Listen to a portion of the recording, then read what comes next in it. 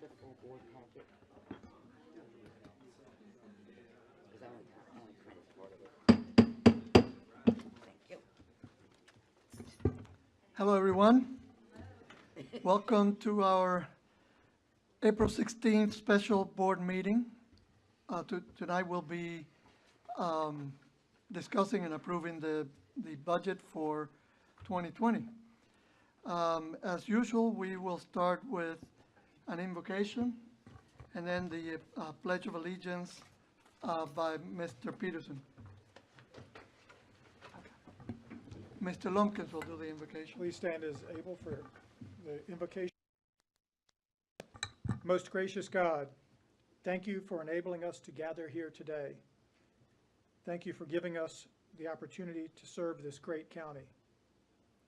Now, as we go about doing the business set forth today, help us to keep you first in everything that we say and we do. Bless all of us with the proper knowledge, wisdom, and understanding so that we all may prosper. Most of all, bind us together in a spirit of love which surpasses all things. It is in your most holy name we pray. Amen. Amen. I pledge allegiance to the flag of the United States of America and to the republic for which it stands, one nation, under God, indivisible, with liberty and justice for all.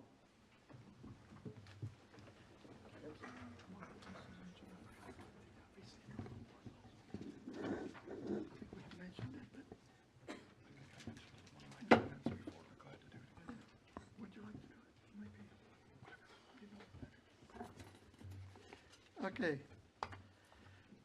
So the first item on our agenda today is my comments. A couple of weeks ago, we held the hearings on the budget, and we will be, in a few minutes, we'll be discussing the budget items and voting on them. If there won't be a public hearing today on it, so if you have anything to add, you are able to do so during the public comment period, which will be coming up in a few minutes. At this time, I'd also like to give some time to Mr. Budesky to recap an issue that occurred today. Thank you, Mr. Chairman. Just two items I did want to share on. One of somewhat of a celebration for our community. Last week, the Water School VCU recognized Central High School project as one of the community enhancement recognees of the year. And that partnership done with our community was recognized. Mr. Alvarez and Sled had an opportunity to join us with some other committee members that day. Derek Stamey, who led up that team and worked with the committee, amongst others, really was a great honor and opportunity to celebrate that commitment that we've made to our community that will live on for many years to come now due to that effort. So thanks everyone for your support and efforts there. On a more tragic note, today we had a fire in the Meadows subdivision here at 557 Joe Brook Court. It was an 8,000 square foot residence that was served in a subdivision that is not on public water and sewer. So this was a rural fire response today. I believe the home was a total loss at this point. We did have response on site within 12 minutes. The home was fully engaged. It was an ironic day, and our hearts goes out to the family.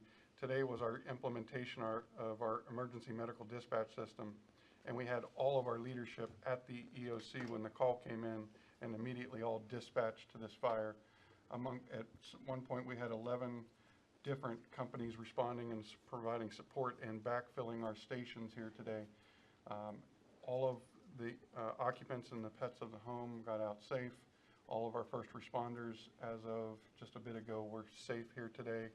And just ask everyone to keep that family in your thoughts and prayers as we move forward, and wish them the very best in their recovery. We were able to bring the chaplain in for some support as well today. Eddie's not here because he and many others are still on scene. That fire was called in at 8:10 a.m. this morning, and will most likely be there well into the evening. And so wish that family the very best as they move on with their recovery. Sorry to end on that note here, Mr. Chairman, but wanted to make sure that we gave some thought to that family. Thank you, Mr. Podesky. Next is recognition of April 21st to the 27th as Hunger Awareness Week. And I would like for the folks here representing those who provide for the needy to step up front. And Ms. Peskiewicz, would you read the proclamation? Yes, sir.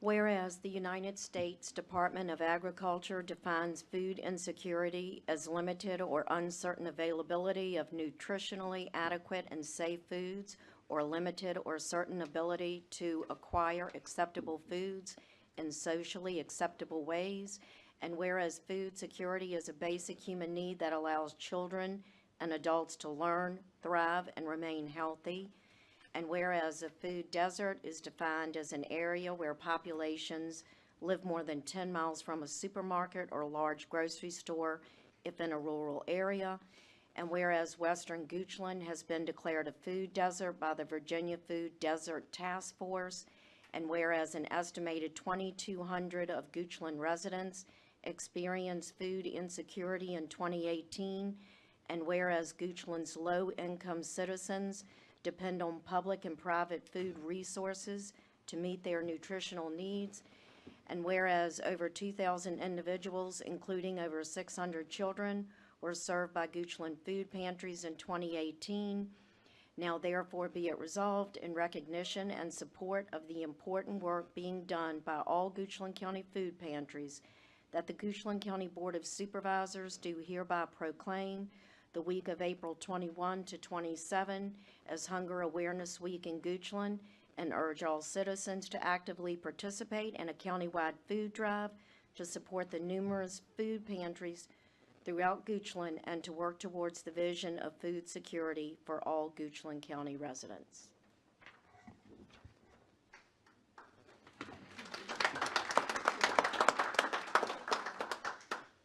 We'll have a motion to approve the proclamation. So moved. Second. We have a motion and a second. All in favor, please say aye. Aye. Thank you. The motion passes. Thank you. And this is a proclamation to highlight and make folks aware of the issue, but also to thank those of you who put so much effort into making sure nobody is hungry, not for long. So, anyway, thanks again. Would you like to say anything? There are food drives going on right now. Most neighborhoods are doing food drives, so collect food and, Watch for bags to show up in your Yeah. neighborhood. Last year, we collected about 37,000 pounds, and it really keeps our food pantry going for at least a couple months, but, you know, people eat all the time, so it doesn't last forever. and if you Very much appreciated. don't get a bag from somebody collecting, fill up a bag and bring it to Goochland Kids. Absolutely, anytime. Thank you.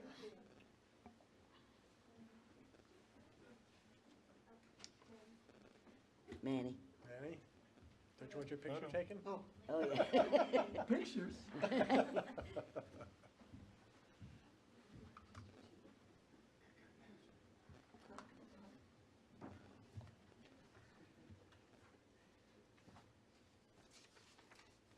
gonna take about 4.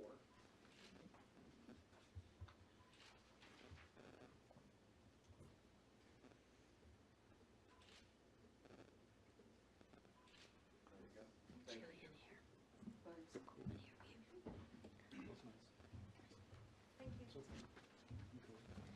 Not cold, it's lunch outside. Good point. Okay, the next item on the agenda is the citizen comment period. At this time, anyone wishing to speak to the board, please step forward, give us your name and address, and I'll remind you to try to keep it to about 3 minutes. Good afternoon, Mr. Chairman, members of the board. My name is Jonathan Lyle, 1521 Mannequin Road. I want to start by just, if you will, offering brief apology, if you will, a mea culpa, where I do sometimes share my thoughts with the board, and I want to make sure I respect the 3-minute limit. I feel like I have perhaps gotten a little too coy with the rules, and the rules are the rules. And I appreciate the fact that we do have an opportunity to share our thoughts, but I want to just let you know that I do appreciate that there's a reason for those parameters, and I apologize if I've been a little pushing the envelope. So, mea culpa.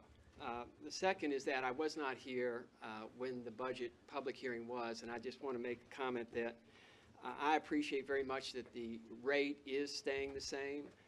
I received my assessment, and I will have about a 3% increase in my taxes, and I'm okay with that because, as was just shared, we have needs in the county for first responders, for education, and for transportation, and I think those are the 3 core responsibilities of government. I'm going to pay more in taxes, and I'm not here to squawk about that. I'm here to say that keeping the rate the same and the appreciation that's occurred with my real estate holdings is I understand it, and this citizen is okay with an increase in my taxes. I also want to say that I believe the adjustment that has been discussed and is being proposed in the reimbursement, and I'm going to use that word, reimbursement to the members of the Board of Supervisors is justified. Future boards may not earn that justification, but this board, I believe, in many ways has subsidized the county. And so I think that inflation affects all of us. You folks did, I think, a very proper move when you first joined the board, and the light's going off, so I'm going to have to go on to my next, so thank you. And I think that that is appropriate. And then the final is we had our first Monacan Soil and Water Conservation District meeting in the Agricultural Center at Central High School, which was just mentioned, and it was a world of difference actually having space that allowed us just to be more comfortable as we attended to the responsibilities of the Monacan Soil and Water Conservation District. So thank you again for that partnership. I know I do speak on behalf of the other directors. We very much appreciate that, and thank you for that. My hand gone off, so I'm sitting down. Thank you, Mr. Lyle. Anyone else?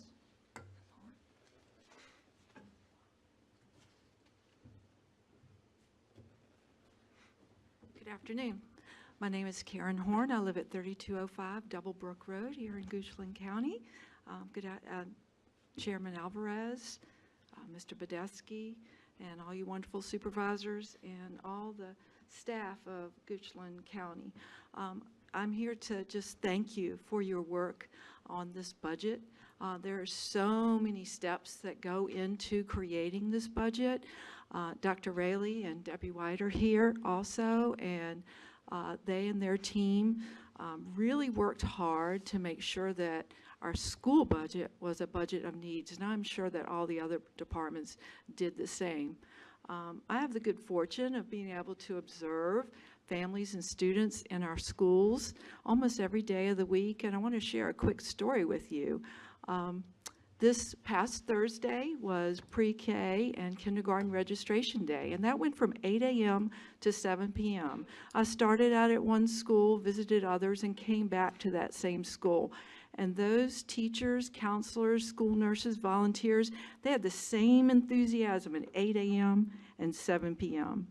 So in welcoming these families, I spoke with a few of them, and there was a little tiny girl, and I asked her if she had her new backpack, because that's a really big thing about being a kindergartner. And her mother said, oh, she has her backpack. Evidently, she has siblings. And every day this past year, as her siblings have donned their backpacks, she's put on her backpack.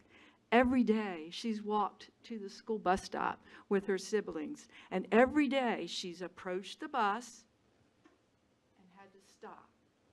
But this August, she's going to take that first step. And isn't it exciting that we can be a part of that child's first step to school? That child's excited. Why? She trusts that we are doing a great job for her. So we look forward to welcoming her to the home of possibilities, school, and I thank you for your support of our needs budget. Thank you, Ms. Howard. Anyone else? If not, I'll close the citizen comment period. Mr. Podesky? Thank you, Mr. Chairman. As we move into new business and Ms. Horlacher comes up to walk us through your agenda today, I just did want to spend a few minutes just following up on the process that we've used for this budget. And for those of you know, we start back really in October in earnest and work through a lot of effort, and Barbara's going to go into that more, but I do want to thank the schools for your efforts and Dr. Rayleigh's leadership and Debbie's assistance. All the effort that goes into bringing a budget for consideration takes into account a lot of factors and needs and desires of our residents. And so we try to bring a budget that meets those each year. We had a lot of citizen engagement in this process, whether it be the public hearings or town hall meetings or catching us in the aisle at Food Lion or wherever it may be. There is a lot of feedback that goes into this process that ultimately brings a budget. This budget that the board will consider for adoption today is based on what we believe are the priorities of this community and represented by this leadership. As we've moved through this process, we've worked through a couple things. You'll hear some amendments in Barbara's process today that we've talked forward in the past. One issue that did arise that I had shared with this board at the last actual public meeting that we had on the 2nd, I believe, was that we'd received some feedback from the courts of some concern that the courthouse project was potentially being moved to fiscal year 33 in the capital improvement plan. Since that meeting, I had the pleasure with Mr. Stamey and Mr. Lumpkins joined this meeting to have a meeting with the judge, the sheriff, circuit court clerk, and really talk through the demands and needs of our court system, not only in the longer term, but also more short term. As you know, as one of our amendments that we made on the 2nd, we did move that project up to the 2028, no longer the 2033. The judge was pleased to see that we did move that project up in priority order. In fact, he would like to see that moved up even a couple years sooner if possible. My thoughts and process to share with the board today is we have an amended CIP that moves that project up to 2028. What we were able to share with the judge is between now and the next capital improvement plan, we'll truly evaluate whether the $3 million we had in year 5 is best invested as an interim bridge or not, quite honestly. And to do that, we would take between now and the next capital improvement plan the opportunity to work closer with our court partners, including the judge, to really evaluate, can we solve those solutions? Does it make sense to make those investments if there's not a long-term reuse for those investments? You know that we only added the $3 million after we had reprioritized some school projects and had pushed the courthouse out in our earlier deliberations. And so I think the judge understands the competing dynamics, but also understands and believes that the courts need to be secured as best as possible. And so they've agreed to work with us in this process over the next year. And so my guidance really to the board is you have an amended capital improvement plan that has the courthouse moved up to 28, even though it's not as soon as the judge would prefer. I'd shared with Dr. Rayleigh earlier that as amended, it does include a middle-high project in year 3 of the plan. It also includes projects on the county side, Public Safety Center, Fire Station out in the West Creek area, and some other priorities that we may have to revisit in the next year. It does secure the school's top priority to be able to move forward with some of their planning of the elementary school, but we may need to, in the budget cycle next year, have some harder discussions about the courthouse need as well as the school's needs. It may or may not be, well, it may be a different board that we're having those conversations with. We will also be a year closer to the real discussion about the borrowings that will have to occur. There would highly likely be a public referendum in that process, all of which this current board will not be making that decision on anyway. And so my guidance to the board is yes, we have some competing priorities. based on what I just shared and shared with Dr. Rayleigh earlier, we'd have to keep some of those priorities in check as we move forward in the next year. However, when we review and revisit next year's capital improvement plan, we may expect some amendments to what we would adopt this year. To push projects out right now without a better understanding of what we could bridge with the $3 million investment or not, probably wouldn't be prudent to make on the fly. But I think we're moving forward with the needs recognized, planned for, and we will, as we do every year, we adopt a one-year capital improvement plan, and we balance a 5-year plan, so it's 1 + 4 additional. Obviously, we've taken that to another step and adopt a 25-year capital improvement plan. But the current year that you have for adoption, we're not recommending any changes to, but we would revisit what is currently years 4 through 5 and beyond in the next calendar year, as we would with any planning process. And so my recommendation to you is you have a capital improvement plan that is currently in priority order that may deserve review in the next year and potentially amendment, but it does preserve the school's top priority, the elementary school. It still prioritizes the other projects and still pays tribute to the need for safety and security improvements at the courthouse, of which may change in priority as we review further over the next year. And so that's my proposal to you as you consider. Barbara will go into that in more detail, but unless you want to reopen or reprioritize the capital improvement plan, I would suggest you move forward as I recommended. Glad to answer any additional questions. Mr. Lumpkins had the pleasure to tour and meet with the judge as well. Certainly willing to answer any questions the board may have in addition. Any questions or comments before Ms. Horlacher starts? No? All right. Thank you, Mr. Podeski. Good afternoon, Mr. Chairman, members of the board. I'm Barbara Horlacher, Director of Finance, and we are scheduled to adopt the budget today. As Mr. Podeski mentioned, this is a 7 to 8 month process that we started back in the fall of last year. There's lots of discussions with departments, lots of meetings, lots of discussions with the board, establishing priorities, lots of presentations that you had to sit through. And then in March, we had the workshop with the school board on the 25-year CIP. Also in March were all the town halls to get public feedback. April 2nd was our public hearing, and here we are today at budget adoption.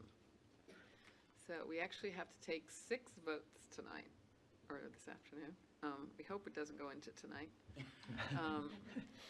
The first one is the 2019 tax rates. So these are the tax rates in effect for calendar year 2019.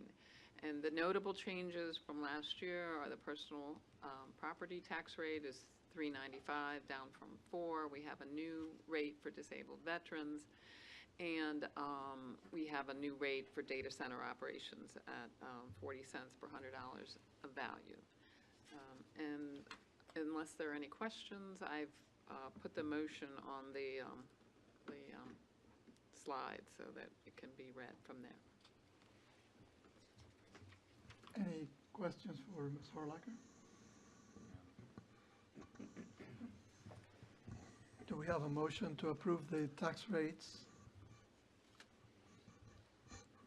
Mr. Chair, I move to adopt by resolution the tax rates for calendar year 29 indicated in the agenda packet envelope. Second. We have a motion and we have a second. Do we need a roll call? We typically have taken a roll call on this. Okay, Mr. Podeski, would you conduct a roll call? Ms. Lachelette? Yes. Mr. Minnick? Yes. Mr. Peterson? Yes. Mr. Lumpkins? Yes. Mr. Alvarez? Yes. 3 to go. Okay. Okay, our second vote. That is to adopt the 2019 personal property tax rate relief. As you all are aware, we receive a flat amount from the board, from the state each year for property tax relief, and then we do a calculation to figure out how we can spread that amongst the citizens and give them relief. Last year, rate was 30%, and the rate will remain at 30% for 2019. Any questions? Mr. Chair, I just have a real quick question. You mentioned we receive a flat amount. That means we receive a fixed dollar amount each A year. fixed dollar amount, yes. And if the population grows and the number of vehicles grow, it would reduce that percentage Right. subsidy. Right. We're holding that percentage the same year over year? Yeah, the calculation came out to, you know, it's always an estimate, it's always a guesstimate. The calculation came out, we could have dropped it to 29, 28, but we thought that, you know, it took such a big drop last year, we would just keep it flat at 30%. Okay. Is there, at the end of the day, is there extra or not enough? What happens? I mean, Yeah, I mean, you either break even, or you hopefully come as close to break even as possible. Right. Or you collect too much, or you don't collect enough. And So then what we- happens? We try to err on the side of not, of giving the citizens the benefit. Okay, so the fixed dollar amount comes to us, and then we pass it through to the citizens. Is that? Correct. Then their rate is adjusted, so only on the first 20,000 value Right. of their car, so, or vehicle. So then 30% of the value is covered by the state, essentially. Okay. Okay, thank you. Thank you, Mr. Chair, that's all. Thank you, Mr. Peterson. Any other questions? No, that's my Oh. question. Good job. Okay, do we have a motion to approve the personal property tax relief rate? Mr. Chairman, I move to adopt by resolution the percentage of personal property tax relief for qualifying vehicles that are within the county during tax year 2019 at 30%. We have a motion, do we have a second? Second. We have a motion and a second. Would, Mr. Budeski, would you please? Mr. Minnick? Yes. Mr. Peterson? Yes. Mr. Lumpkins? Yes. Ms. Flaschelet? Yes, Mr. Alvarez? Yes. Okay, our third vote tonight is a budget-related ordinance. So in your packets, you will see all the changes that have been made in terms of within the code of the way we're recording and keeping track of our fees, essentially.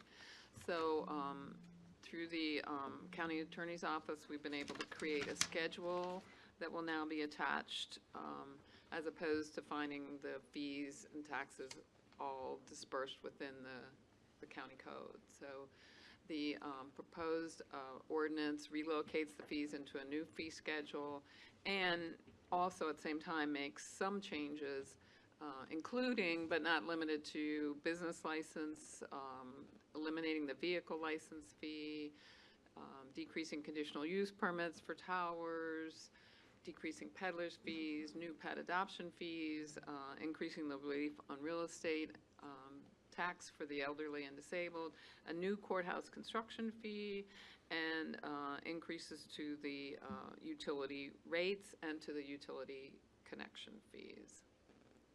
And I didn't think anybody would want to have to read this whole ordinance, but are there any questions on the Questions on this? for changes? Mr. Chairman. Ms. Flaschelet? Ms. Horlacher, just, do you know where this is going to be located on our website? Do we know that yet? I guess it will be posted with the code in the appendix, as an appendix. Yeah, that's our intention, it to be available. From the website, you would link to the Muni code, which already contains Goochland's ordinances. This Okay. will be found as part of Muni, as part of our I'm just code thinking, ordinances. yeah, just to make it easy for citizens to find it, may not think to go there. I'm just throwing it out. Just, I'd like us to think about where we locate it on the website. And if you don't mind, Mr. Chairman, one other question. During the year, as we may add or change fees, this can be amended at any time, is that right, during the year, Yes, it's an ordinance and can be amended at any at time. any time? Thank you. Thank you, Ms. Flaschelet. Any other questions? I think this will make it really easy, because I get a lot of calls from people saying, what does it cost to do X or Y? And it's always having to go through the entire budget or the code to find it hidden away, and Right. this will be a big help. Right, and as Ms. Lascalette said, it can be changed anytime during the year. It's just, it's nice during the budget process to review all those fees in one place. Thank you. Yeah, Mr. Chair, and Barbara, I just wanted to thank you and the staff. This is all part of a broader tax reform initiative that was undertaken, and I think there was a lot of work involved. And the net result of this is we'll end up targeting benefits toward the most vulnerable and those that are struggling the most. Under this plan, disabled veterans receive a reduction in taxes. The elderly receive a reduction in taxes. Small businesses that are struggling to survive would receive a reduction in their taxes. Eliminating the county decal sticker fee was something that was probably long overdue. And then reducing personal property tax, the car tax on folks. This is all going to benefit the county in a targeted way toward those that are struggling the most. And so I want to thank you for all your efforts on that. Well, thank you. And like I said, the county attorney's office did a lot in helping us put all this together. And the Commissioner of Revenue's office and the Treasurer's office was very helpful in, as you say, reviewing all these taxes and spend a lot of time helping us how to clean these things up. They have been telling us about these for a while, a couple of cases. All right, do we have a motion to adopt the ordinance changes? Mr. Chairman, I move to adopt the ordinance as it appears in the agenda packet. We have a motion, do we have a second? Second. Mr. Budesky? Mr. Peterson? Yes. Mr. Lumpkins? Yes. Ms. Lashlett? Yes. Mr. Minnick? Yes. Mr. Alvarez? Yes. So now, actually moving on to the budget, as Mr. Badesky mentioned, we have a few amendments that came about since the county administrator proposed his budget. First item was just an oversight item, and it's a $25,000 increase to the building inspection budget to purchase a vehicle for a new position. The second item is a change to Planning Commission member salaries, which would take effect July 1st. Planning Commission members would receive $300 per meeting attended, and the chairman would receive $350 per meeting attended, and this resulted in a $9,000 increase in the planning department budget, a $9,000 increase in the Board of Supervisors budget, and we will be taking a separate vote on this, so I'll go into detail when we get to that vote on that. There were some minor changes to the school budgets. The grant and special revenues resulted in a $2,229 decrease in the overall budget. We did have a few changes through actions that you did this year to the FY20 CIP budget, and that was just changing how we allocated money from one budget to another and to compensate for what we did this year in terms of our use of funds. We also, as a result of the March workshop with the board, we increased the Goochland Elementary and Goochland Middle School and High School projects, and we added the $3 million that Mr. Badesky mentioned for courthouse security improvements in FY24. And doing all that, we kept the debt level as previously planned, and the construction of the new courthouse was moved to FY28. So number-wise, the bottom line went down very slightly on the total budget. The general fund budget, the CIP budget remained the same, and the general fund budget as well remained the same. And so the motion is before you, but I'll take any questions on the overall budget that you might have at this point. Questions or comments? Just Mr. real Lumpkins? quickly, thank you, Mr. Chairman. How much, the changes that were made in taking funds from contingency, how much does that leave in the contingency, reserve contingency? We started with $250,000 as a line item reserve for contingencies, and I think we have used $43,000 of that, so $207,000. Oh, right, 250 miles, yeah. Is that, this being my first time through this process, is that change probably typical and starting the year with that much in contingency? Are you totally comfortable with that? Yes, as this year, at this point this year, we haven't used any of our contingency. We will at our next meeting, we'll do some amendments that will use that. Some departments that had unexpected expenses, but we've found that 250 has usually been adequate to get us. So 250 was what we're talking about, that's what it was last year? Yes. Okay, and that number is what we're going to be working on at the next meeting? Yes. Working up from there. Okay, thank you. Mhm. Other questions or comments? By adopting the 25-year, thank you, Mr. Chairman. By adopting the 25-year CIP, we're really adopting the one year. Correct. And the reason I say that is because once you go into the appropriation resolution, really only Okay, appropriating that's where 1 the year. appropriations, gotcha. Right. Okay. Mr. Chair, real quick, Barbara, thank you for that presentation. You mentioned the general fund budget is unchanged. In the first year and the first 5 years of the capital improvement plan are unchanged, and our debt service requirements are unchanged. So those are all largely consistent with what we took to New York to go to the rating agencies. So that Absolutely. if we approve this won't come as any surprise to any of our external No, rating folks. No, definitely not. Okay, thank you. Okay, we've heard the proposed budget.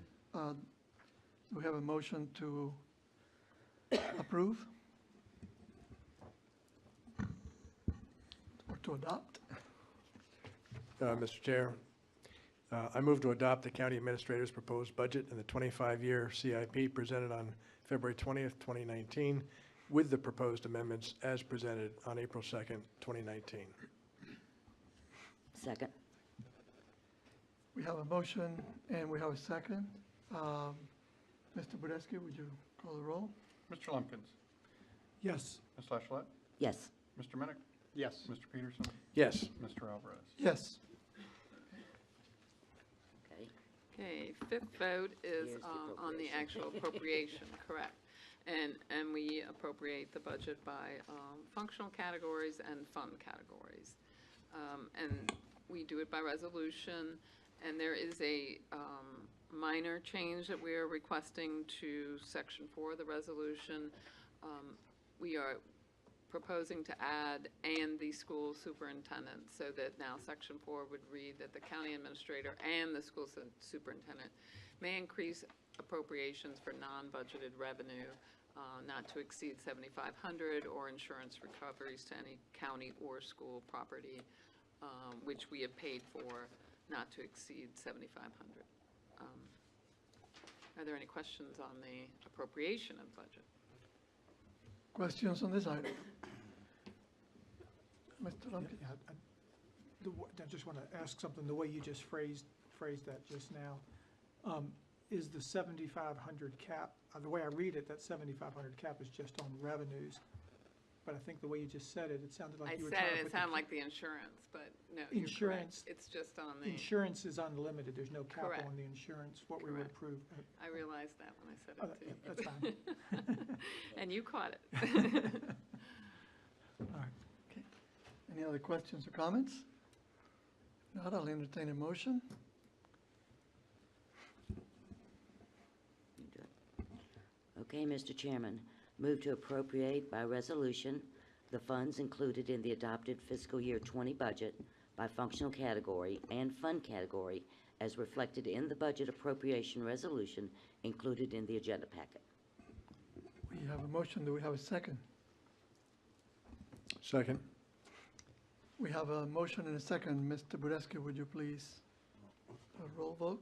Ms. Lashlett, Yes. Mr. Minnick, Yes. Mr. Peterson, Yes. Mr. Lumpkins, Yes, Mr. Alvarez. Yes. Okay, and the last vote tonight is on the annual compensation for the Board of Supervisors. It's been proposed that we increase the compensation for the Board of Supervisors. Chairman, $19,000 a year, Vice Chairman, $17,000 a year, member, $15,000 a year. And this would not be effective until January 1st, until a new board is seated. Best to keep this separate from the budget, although the money is budgeted there. And also, the state code requires that we, that you vote separately on board salaries. Are there any questions on those? questions or comments? Mr. Peterson? Mr. Chair, Barbara, do we know when the last adjustment was made? No, I thought about that. I know it's been a long time. More than 12 years at least. And 15 to 20 years is probably closer. Yeah. And then I did a real quick back of the envelope. I think when this board took over 7 years ago, we decided to cut our pay, and that savings has been over $100,000 so far, just to Wow. put some numbers to it. So, thank you. And this item also will have to be voted on by the new board in January. No. But they can decline to accept it, like we did 8 years Yes. ago. I believe they could do that, but yeah, they don't have to vote to approve it. No, not to approve it, but, okay, great. All right, we've heard the presentation. Any questions or comments, or if not, I'll entertain a motion. Mr. Chairman, I move to approve the annual salaries for the members, vice chair, and chairman of the Board of Supervisors effective first of next year as shown on the slide and as is in the budget. We have a motion. Do we have a second? Since I'm not going to be on that board, I am going to second this motion. Mr. Budesky, would you call the roll? Mr. Alvarez, Yes. Mr. Minnick, Yes. Mr. Peterson, Yes. Mr. Lumpkin, Yes. Ms. Lashley. Yes. That concludes our budget for tonight. But I'd like to just take a couple minutes and kind of recap a little bit. This is our 8th budget as a board. The first couple of budgets were a lot more difficult. I think we've done a lot of things to strengthen the county, and the economy is doing better, and I think we're in much better shape than when we were years ago. Our schools have really made a great turnaround, but the focus of this budget is not very different from previous years. Our focus areas have been the same, and it's been focused on real government responsibility, public safety, education, and we've been doing it while running an efficient and transparent government. I believe this budget continues to support those board objectives. Each year, we've been able to increase support for schools to meet their growing needs. We've continued to expand our investment in public safety, and this budget is not different in that area. For the last 8 years, we've been able to do that. And we did it all while obtaining 2 AAA ratings and not raising the real estate tax rate. This budget specifically decreases personal property tax rate from $4 to $3.95. This is for vehicles. Eliminates the vehicle license fee that's been, a lot of people have asked for it since that sticker was removed, and what are we paying for? Increases the tax relief for the elderly and disabled from $800 to $900. Adds a new personal property tax rate for disabled veterans, which is $2 per 100 instead of the $3.95 the rest of us will pay. It raises the minimum amount for a business license of income from $4,000 to $10,000, and then it changes that fee to $25, all the way up to $50,000. And again, we're not making any changes to our TCSD ad valorem rate. As in the past, we focused on schools and public safety. This year, the school budget increased by 3.3%, and it takes up 42% of our general fund budget. And the public safety increased 9.4%, and it takes up about 25% of our budget. In the process, we increased the number of public safety positions by 9 full-time equivalents for 7 firefighters or EMS, and 1 sheriff crime analyst, and 1 person to building inspections. We also added 2 part-time positions in public safety related to animal control. We need a new shelter attendant when the new shelter opens. 1 part-time position for Parks and Rec, 2 full-time utility positions. These are all the part-time Parks and Rec, and utilities are offset with fees. We've converted a part-time to full-time for the treasurer's office, a new deputy treasurer. 3 part-time folks to help with the convenience assessor's office, and IT programming. And we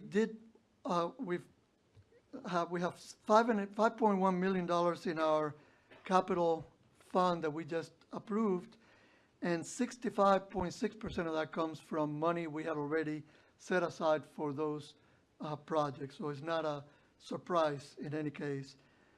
And last but not least, we are providing a well-deserved pay increase to all our employees, including the school employees.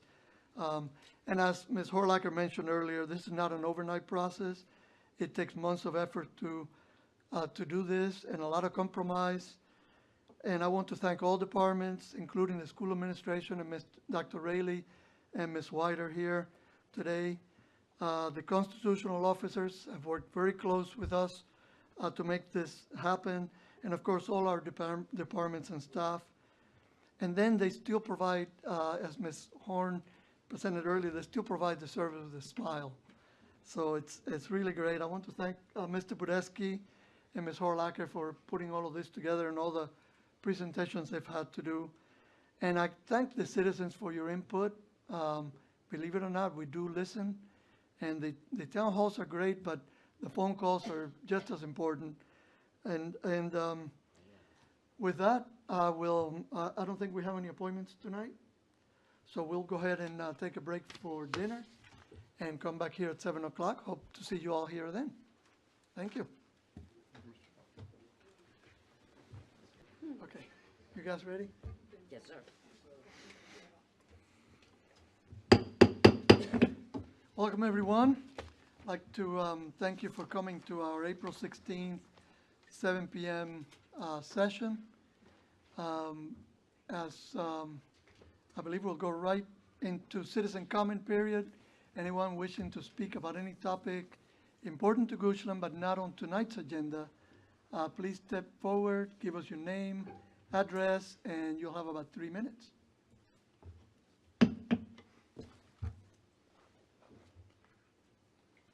Where's Jonathan? All right, seeing no one, I will close the citizen comment period, and we'll move right into the first public hearing. Ms. Hunter?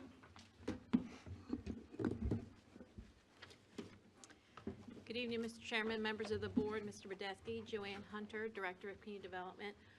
As Lisa brings up the presentation, the first public hearing is actually going to be 2 public hearings. They are a combination of a rezoning and a conditional use permit. If it's okay with the board, what we plan to do is have 1 combined public hearing with 2 separate votes. Does that work for everybody? Mhm. Okay.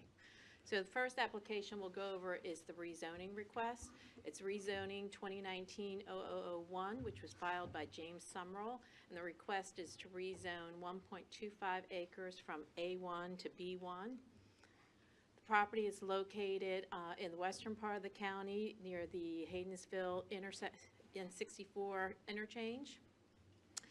You can see this is the comprehensive plan. It is in the Haydensville-Fife Rural Crossroad. All of the surrounding properties are designated commercial, which is typical of the rural crossroads. These 2 properties happen to be designated county property because they were the old Company 6 fire station. You can see the blue across the street where the Company 6 fire station has moved to. However, if this wasn't designated or owned by county, the county when the comprehensive plan was done, it would have been designated commercial. You can see there's 2 properties that are part of this case. The small square area is where the fire station used to be. That parcel will be for the CUP and for this parcel. This long oblong sort of football-shaped parcel is what's subject to the rezoning. That was also owned by the fire station and was sold as part of that property. Mr. Summerall has already purchased this property. So you can see the right-of-way here is Old Fredericksburg Road. The interchange is just off the map to the right. You can see from the edge of pavement to where the property line starts is pretty wide. It's about 80 feet there. That is additional right-of-way that's owned by VDOT. That is a treed area, not on the applicant's property. However, it does provide some screening opportunities. Other properties in the areas, you have the mini warehouse, which is behind the behind the fire station with visibility to Broad Street, and then you have Duke's Auto Repair across the street, and then this is the other intersections are vacant, and one is zoned commercial, the other one is not zoned at this time. So this is the oblong parcel. There is a residential piece that is to the northwest of this. There would be a 30-foot requirement for a buffer along that piece, which makes this bottom portion not very usable. However, the applicant would like to eventually add another access point to the property from Old Fredericksburg Road. Right now, the only access to the property is from Broad Street.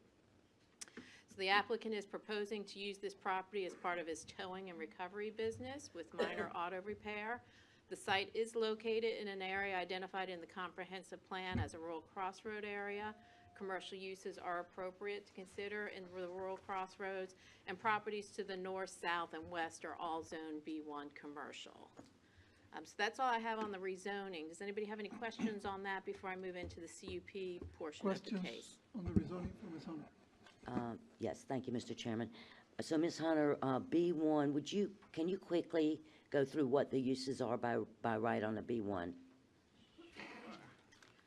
So B1 generally is our commercial district, general commercial, so it allows a wide range of commercial uses: retail, bakery, dry cleaners, drugstores, home appliance, theaters, funeral homes, hotels, medical clinics, machinery sales and service, fire stations, restaurants, nursing homes, farmers markets. It's a wide range of general commercial uses. Okay.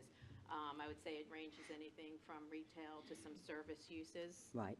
And those are the by right uses? Those are all by right Okay, uses. thank you, Ms. correct. Hunter. Other questions from Ms. Hunter? Okay. Mr. Minnick? On the, it said the access plan is to access off of Broad Street at some point? Right now, the access to the site is only from Broad Street. However, in the future, he would like, if this CUP and rezoning is approved, he would like to have an additional access point off of Old Fredericksburg Road. Okay, got it. Mr. Peterson? Ms. Hunter, this is not, how far is this from the 64 interchange? It's just not far at all. No, It's just down the, okay. maybe half a mile at the most.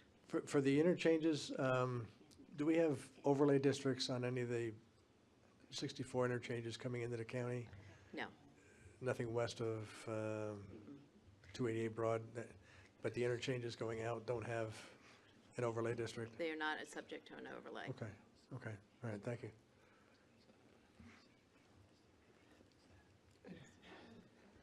Ms. Hunter, is the applicant going to vacate the property line between these two properties? We Is would that the ask him to plan? do that as Oh, part of the okay. POD. Okay. Mr. Lumpkin, did you have any questions? Okay, so the CUP is also filed by James Summerall, and the CUP is for the auto repair, towing, and recovery. It would be, if both properties were, if this project is rezoned, it would be for 1.8 acres total. Again, so you could see it's the oblong piece. The CUP would be for that portion of the property and also for the old fire station property. This is an example of what the fire station looks like. This property is in the rural crossroads. Some of the principles of the rural crossroads are to reuse existing buildings, limit the area of the crossroads rather than create strip development that would not be in character, and to discourage residential development. Some of the concerns with this type of use, because it is a towing and record type facility, there is concerns with the visibility of inoperable vehicles from property lines. You do have new conditions and a site plan at your desk that was placed there prior to the meeting. The changes are based on some conversations with the POD administrator after the Planning Commission meeting on how the site would develop and whether a POD would be required or not. The applicant has indicated that they would be developing the property in phases.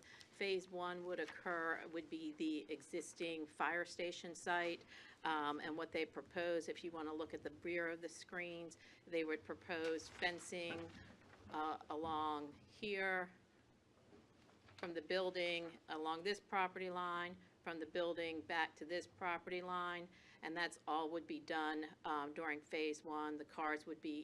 The wrecked cars would be behind that fenced area. Phase 2, there's no time frame of when this would occur, but that's more the oblong piece that would include the new access point, and there would be a 8-foot fence along this property line, and that would be Phase 2 of this request.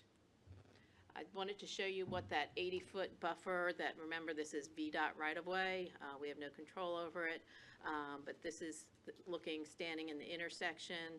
Here's the fire station, and then the next picture is standing about at this point, so you can see the broad would be right up there. This is the side of the fire station, and you can see where the cars would be located and where the fencing would be located.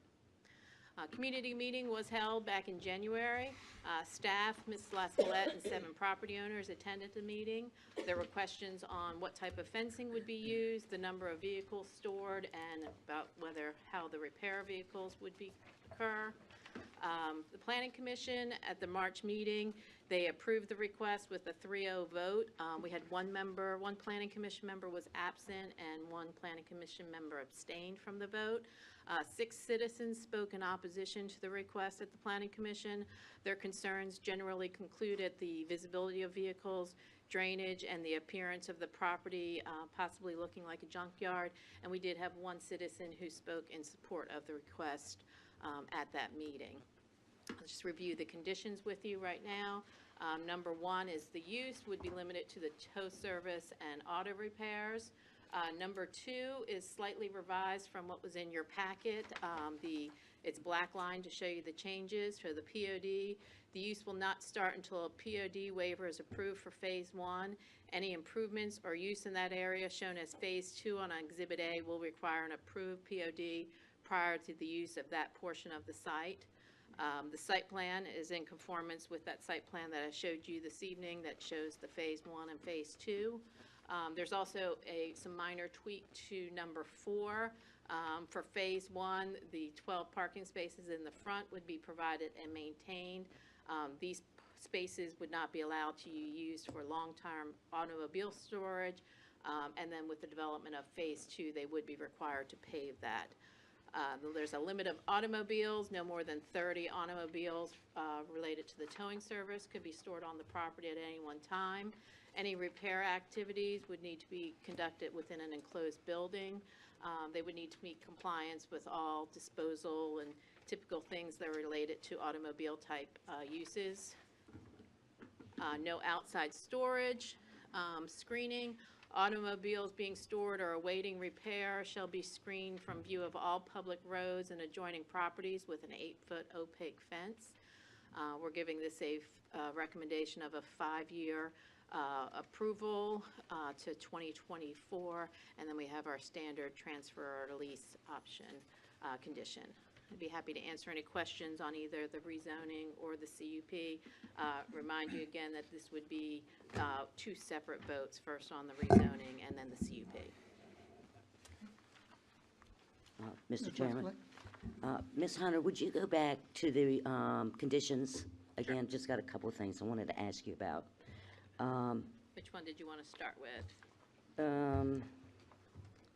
Okay, the POD, use is limited.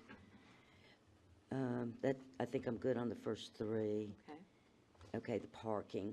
So, okay, so for Phase 1, a minimum of 12 parking spaces shall be provided. Now is that in front?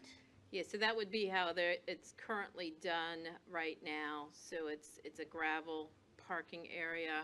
I think you can see it in the picture of the,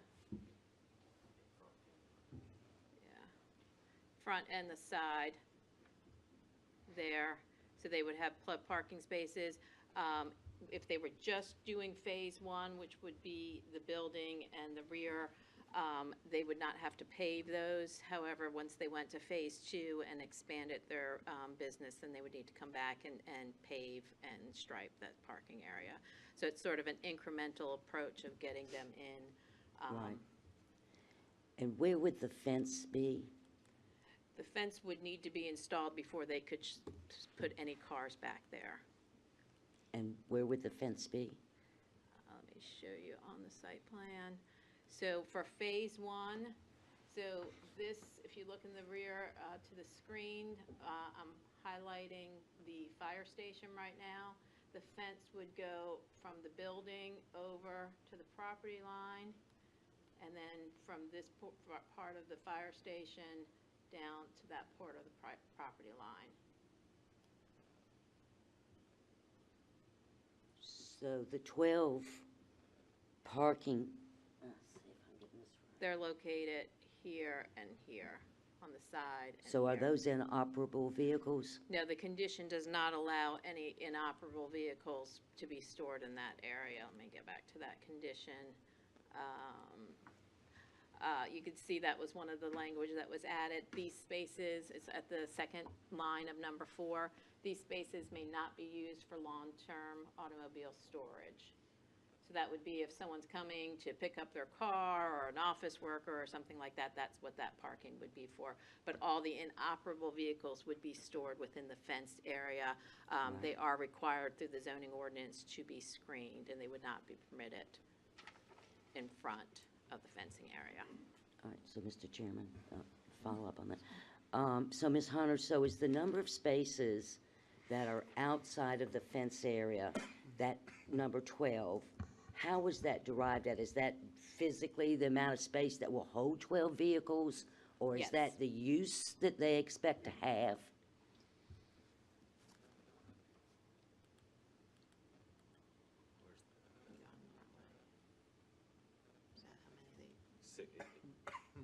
It's going to be 6 spaces in the front and 6, I'd say 4 spaces back here, but he's also allowed to use parking inside the building as well because it's a 4-bay. So we have done that in the past to use parking, to count the bays as parking areas. Okay, so you're telling me there's only 6 spaces up front and Yes. not 12? That, and due to space, that is, yes, ma'am. And I'm getting indication that the 12 spaces were based on the number of bays. That's how the parking requirement of 12 came into play. Okay. And so now I think I'm fundamentally not understanding exactly what the business is doing. As a towing operation, I'm not sure I understand why there are vehicles, like a retail operation coming in. Why are there vehicles there? It would be if the insurance people have to come and look at the vehicles, Okay. or if someone wants to come and pick up their car, or see their car, or get something out of their car. And our parking requirements are based on auto repair, because we don't really have a specific designation for towing, so we use the most compatible. So that's how it came up with the 12 spaces. But again, those would not be used for automobile storage. It would only be people coming to the property, employees and people coming to find about the cars. Right. So you could have as many as 6 private passenger type vehicles operational, parked in the front Yes.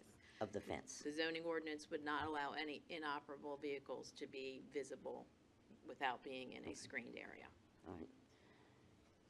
So I had another question on the conditions. Okay, let me get back there. No. Okay, so pair think the next one, that's not storage screening. Okay, I know this is gonna sound like a dumb question, but I'm gonna ask it to be sure I'm totally clear. When we use the term automobile, I think of private passenger, or maybe like a pickup truck is the term of automobile. So is that the usage that we're using here for this? So it's based on the state code identification, and if we use motor vehicle, I think it's more expansive. Automobile is just for cars. I believe there's a weight limit in the state code. So we are dealing with cars here. Okay, not even pickup trucks? That would be an automobile. Okay, so that's, I'm asking Yeah, you. the so- motor vehicle is more expansive. It includes like trailers and things like that. Right. So, So when we use the term automobile, Mhm. we're talking about a private passenger and/or pickup truck. Anything heavier and bigger than that would be out of compliance on storage and parking and repair? Ms. Hunter, the tow trucks themselves, could they park in the front? yes.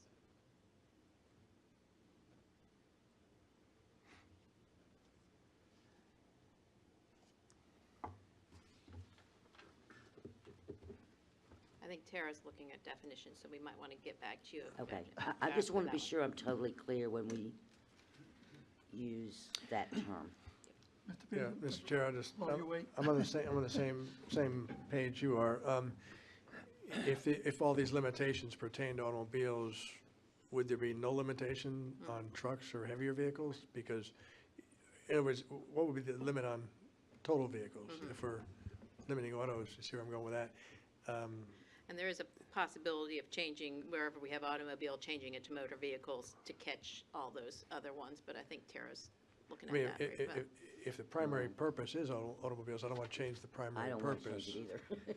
But as long as we're comfortable with this language says that we're dealing with automobiles here, and then, of course, we're limiting that, but that we're not limiting just automobiles and other things are unlimited. So you see where I'm going with that? Yeah, So- I haven't found that yet, but I did want to Okay. respond to your current comment, and that is, this is a use that's not permitted by right, so the only way he can do it is in compliance with these. So this literally only allows autos, which means he cannot have a tractor trailer, tow a tractor trailer there. He can't tow a truck type of thing there, if we're correct about what we think the automobile definition is, and that I'm still pursuing.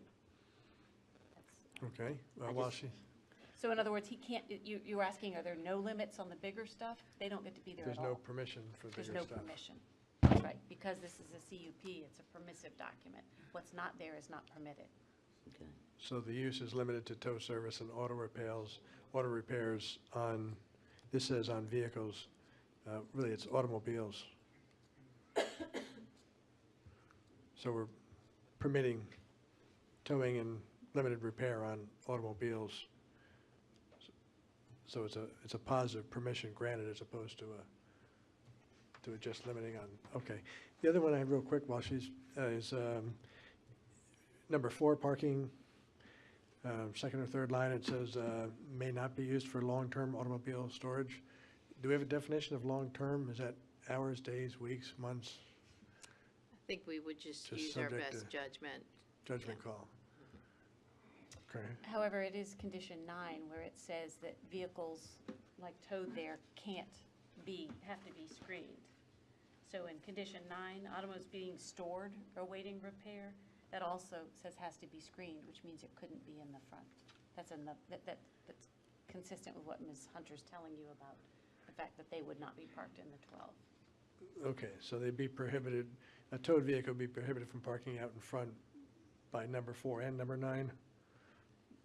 The long-term nature and the screening? Not the both? tow vehicle, but the one being towed there. Yes. Yes, sir. Okay, all right.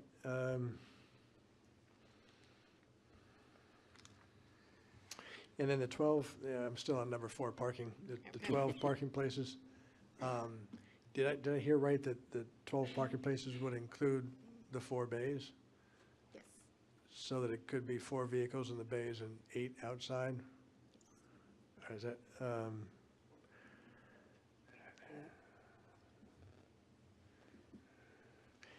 but the second half of that sentence says that these spaces, these 12 spaces may not be used for long-term storage. That means inside the bays could not be used for long-term storage. I don't mean to, wordsmith this to death, but anyway, I probably let some of these things go, but I just want to make sure we all understand what the rules are going in, that's all. Whenever it's the board's pleasure, I have located I bought you enough time? in the Virginia Code, yes. Thank you. I went one way, I'm like, that's not the way to do it. The Virginia Code does not define automobile, at least not where we would expect to be. What it defines is motor vehicle, and that's when it tells you that motor vehicle is every vehicle as defined in this, that is self-propelled or designed for self-propulsion. And so if it's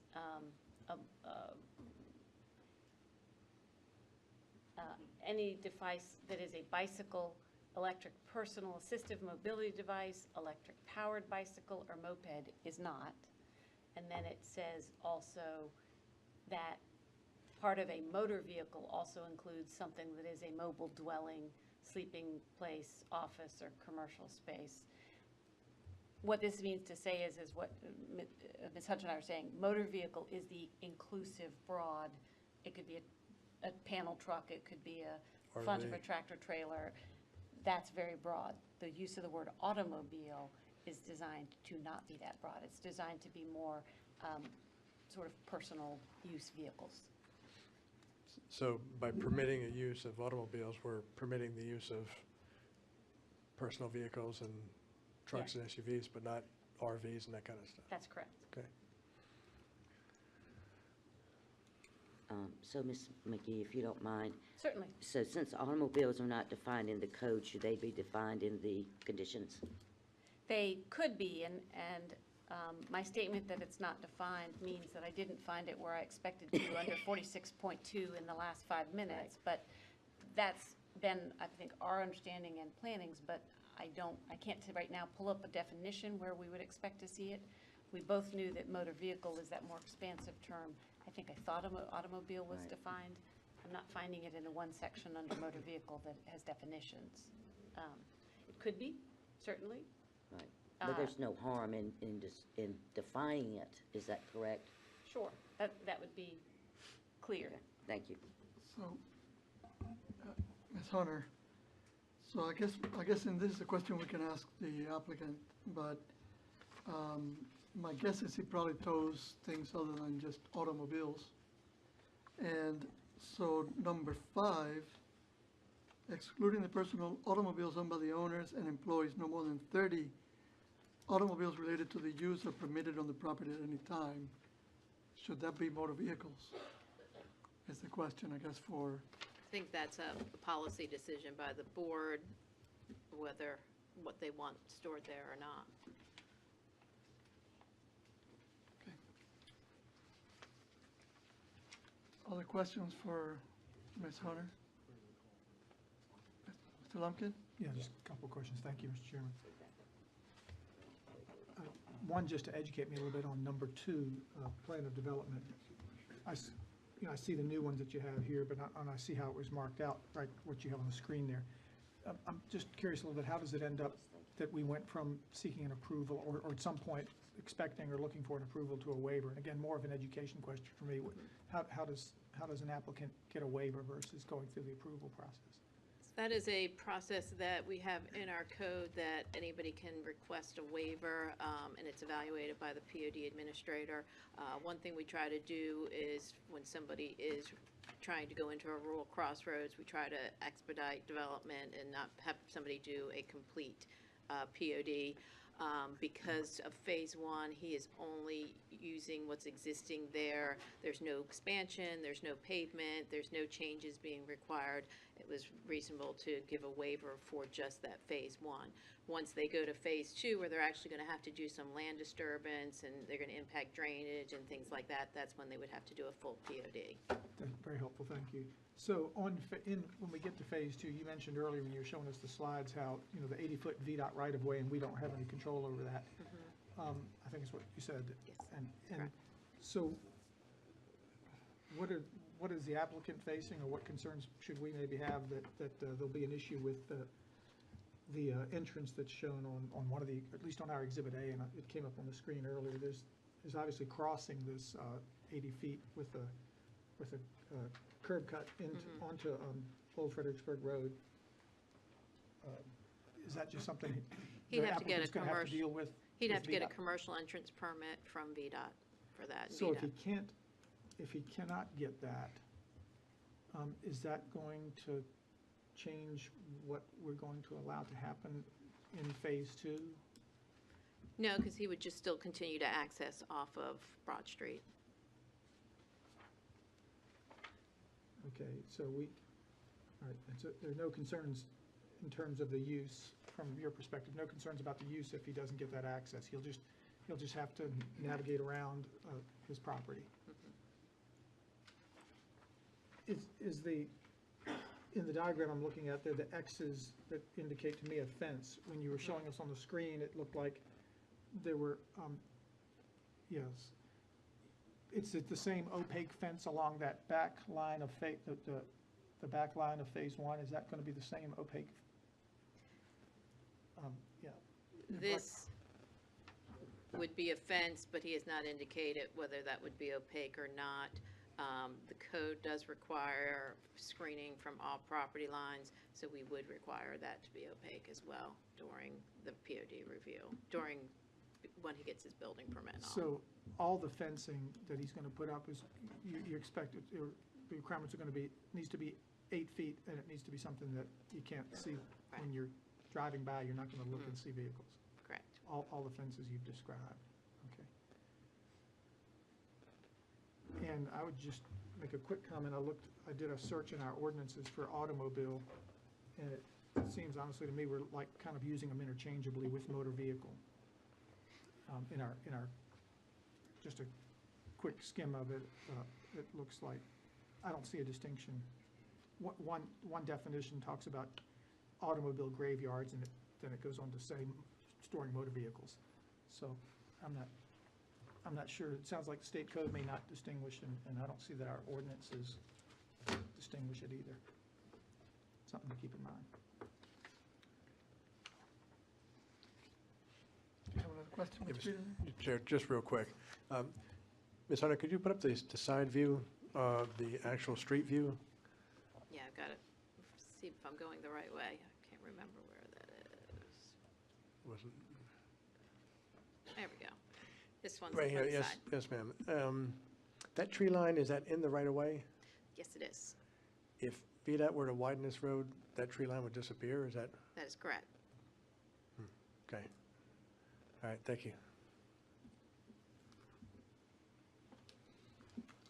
Joanne, and so Mr. Chair, so the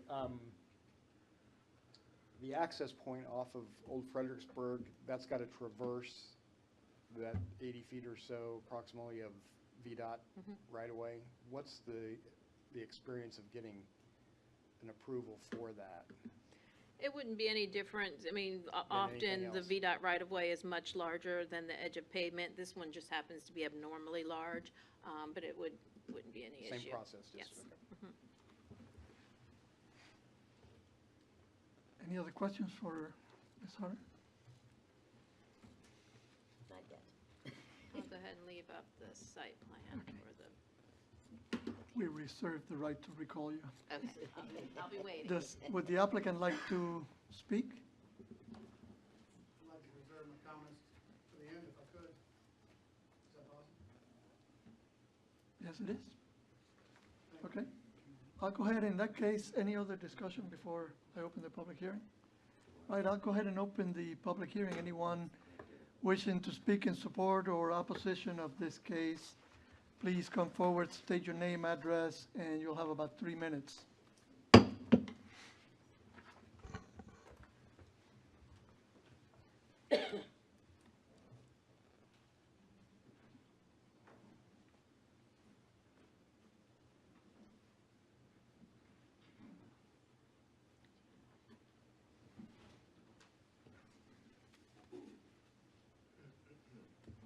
Good evening. I'm Lena Taylor. I live at 4250 Haydensville Farms Road, so I'm just down from where this is going to be.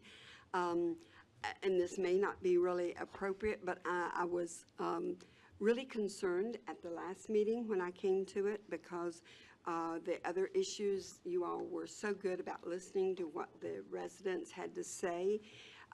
But there were 6 of us that spoke against it, and it seemed like what we said had no effect whatsoever. And we're the people that actually live there. And we would have to go out every time you go over to Broad Street to get gas or whatever to go right past this. So it just bothered me that the people, the residents that actually live there was one person that spoke in favor of it, and that was the real estate agent that made a commission on it, but the rest of us live there. And I still feel that there would be a much better usage of it than this, the property than this. And you can put a fence up, but that's elevated, and an 8-foot fence is not going to block out vehicles and so forth. It just won't do it. So, thank you. Thank you.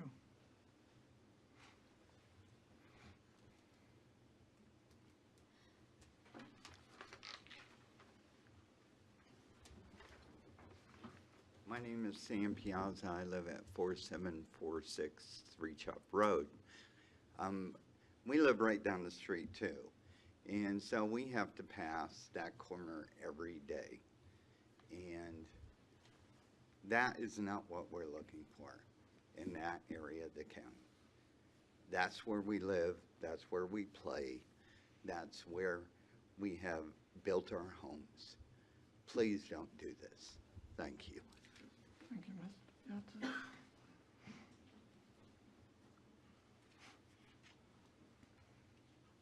Hello.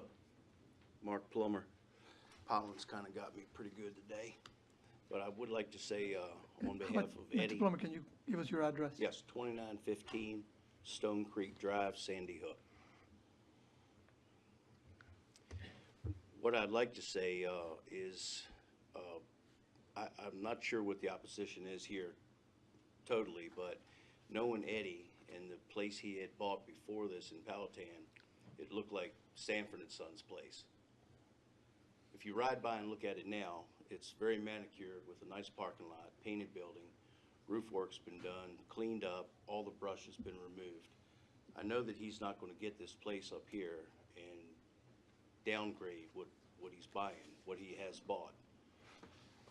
If you ride around the county, Maidens Road, 250, across the street from where Eddie's business is, it's nothing but a mess. There's cars, trucks everywhere. There's tractor trailers sitting on 250 down just east of Hickory Notch that have been there for 20 years. They just sit there. And I'm sure with Eddie, building his fence and doing what he wants to do, he's not going to make a mess of the place.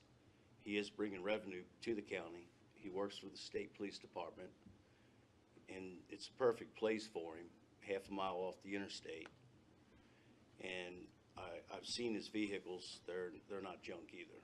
They're very nice, manicured, painted up, clean vehicles. And I would just ask the board if they would consider letting him have this conditional permit. Thank you, Mr. Plummer.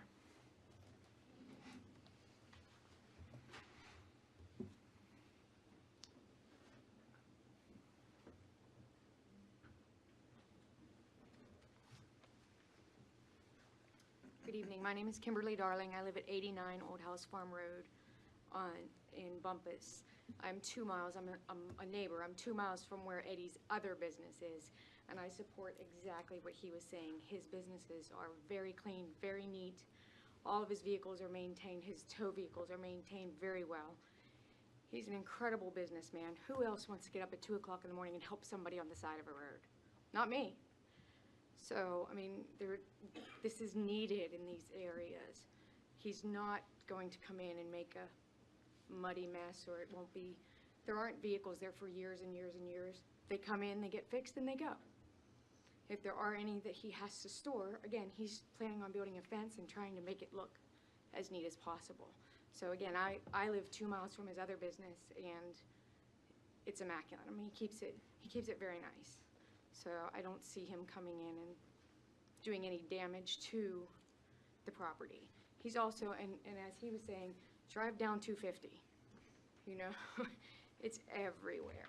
So he's not gonna be any worse. In fact, he may be much better than what you see driving down 250 or down the side road. I can't remember the name of the road. But I don't see him coming in and doing anything like that. He's a caring individual. He cares about his things. He cares about people. He cares about animals. I mean, he keeps everything very neat, and I don't think that there should be a problem. So I'm in support of Eddie doing the Phase 1 and Phase 2 and the CUP. Thank you. Thank you.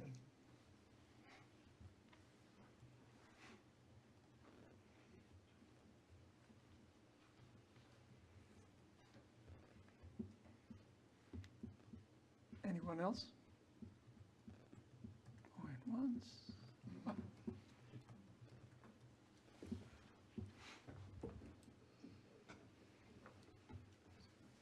Good evening. My name's Casey Spees. I'm at 3360 North Road, Sandy Hook, Virginia. I am the realtor that made the commission, and keyword being made the commission, so I don't really have any vested reason to come in and support a business that that I don't believe in. As some of the folks have spoken about concerns about visibility and so forth, many of those properties are grandfathered, and that's not going to change. The reality is that's why we're in this room tonight, is that Mr. Summerall has met with the county, asked what they needed him to do, and is willing to conform to those requirements. Again, he's got 2 other facilities that he's working with, and both of them are much better than most of the things we see here. That doesn't mean that one of the other businesses that exist already is a less business, but competition is healthy. And that building has sat for 2 years. And it's a perfect location for a business that can bring in a vehicle, whether it's a automobile. I know there's some discussion about automobiles versus tractor trailers. If they come in, they're coming in, they're getting assessed, and they're moving to wherever they need to be repaired, or if they're totaled, they go to another location. So I just kind of wanted to speak also to kind of clear up the realtor piece, because albeit I've made a commission, that's already done. He's already purchased the property, and he really is a person that's trying to come back to Goochland and make us a viable county, and that district is already prepared to be for commercial business. So that's a plan already in place. So some of the folks speaking against that, that's what it's been zoned for. And we would look to have this business come in and have some healthy competition. So thank you. Thank you.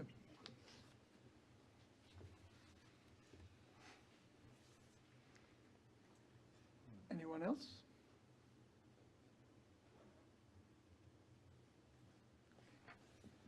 All right, I'll go ahead and close the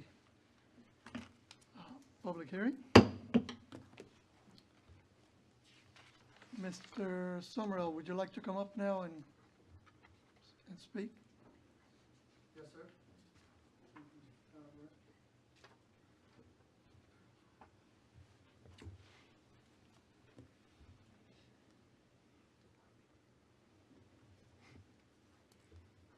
I'm Ed Summerall, and I just want to say thank you to everyone here that showed up here for this meeting, took the time out of their day to come and make a decision for the county and the people. One thing I will say is that I'm just asking for a 5-year permission slip. Just a 5-year permission slip to show you that I can do something nice for the community, and I can build a nice, clean business. And after that 5 years, we come back in here and we do it all over again. Then y'all can make that decision of whether I passed or not. But that's all we're asking for today, is permission to use this property that I purchased, and in hopes of building revenue tax-wise for the county and providing service that's very much needed in this county. So all that I ask is that you make a good, sound, conscious decision for a good, sound, conscious businessman. Thanks again. Thank you. Mr. Summer, can you answer, we might have some questions for you. Absolutely, be I glad know to I have answer any one. questions. You heard our conversation over automobile, motor vehicle. Yes, sir. Do you tow only automobiles based Well- on what you heard today, or do you also tow tractor trailers? Equipment. Well, after Mr. Lumpkin's assessment of, because we have gone back and looked at some of the terminology, I believe it's been used on and off and hand in hand, automobiles, vehicles, that was, used back and forth. My understanding that the vehicles, registered vehicles, whether it be a motorcycle or what, so. Do we have a definition for vehicle? Well, Motor vehicle. vehicles, because it is a motor vehicle. I don't tow bicycles. So it would be something with a motor on it, absolutely. But it'd be a registered motor vehicle, most likely for the state or the county police. Thank you, sir. Yes, sir, thank you. Any other questions? Mr. Chairman.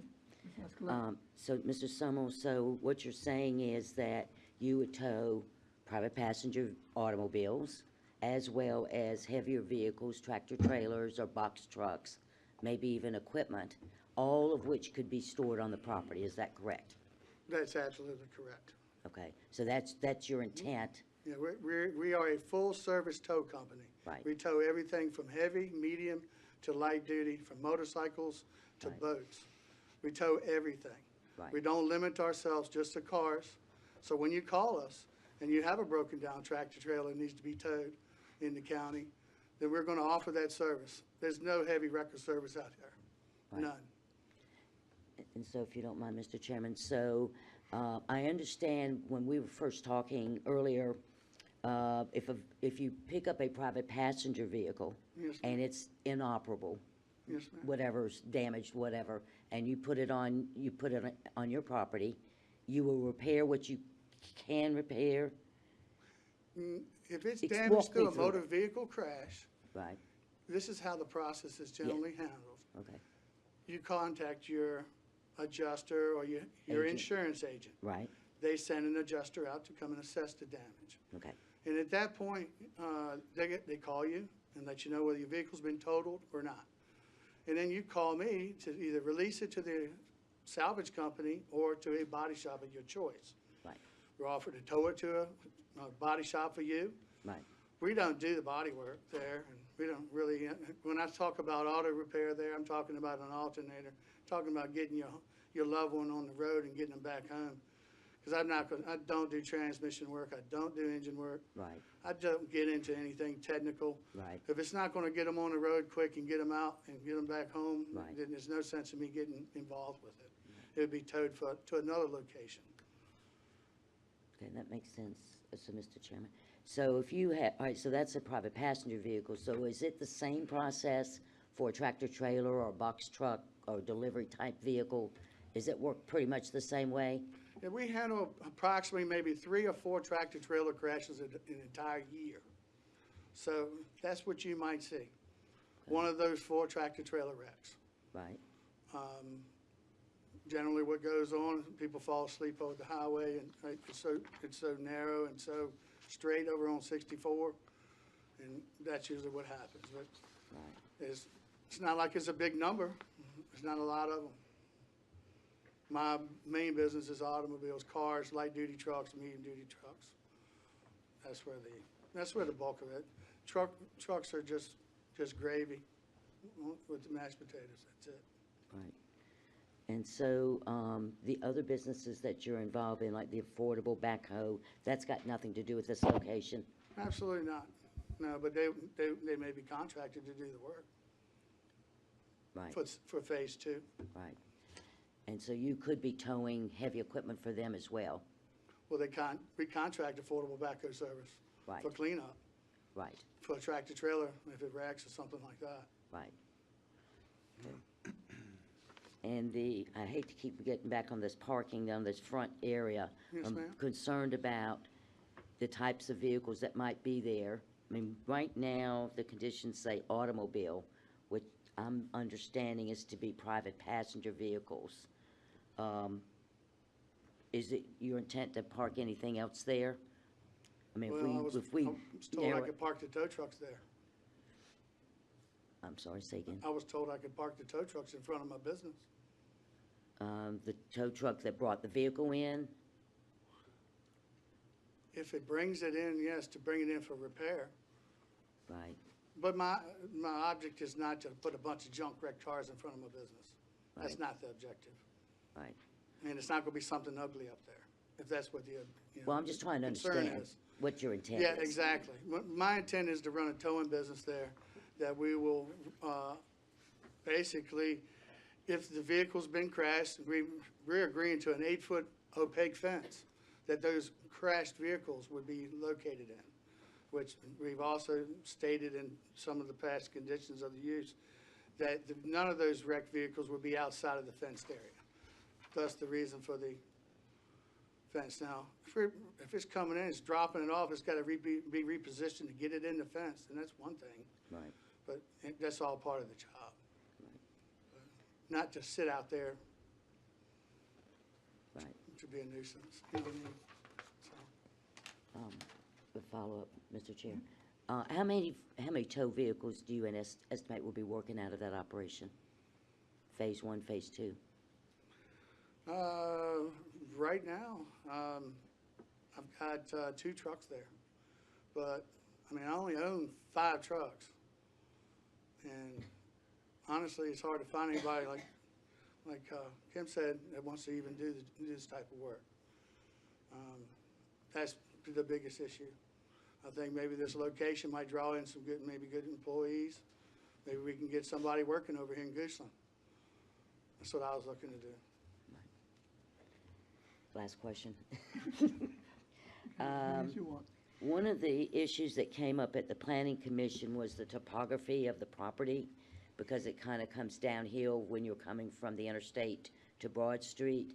So have we looked at topography and the height of fences? I mean, it seems like to me you'd be able to see over a pretty good high fence as you're coming south off of the interstate. Coming south, off the interstate, on Old Fredericksburg Road. Correct. So you're saying that you're And it would gonna be see, on your right. you're talking about seeing vehicles into phase Yes. 2 or phase 1?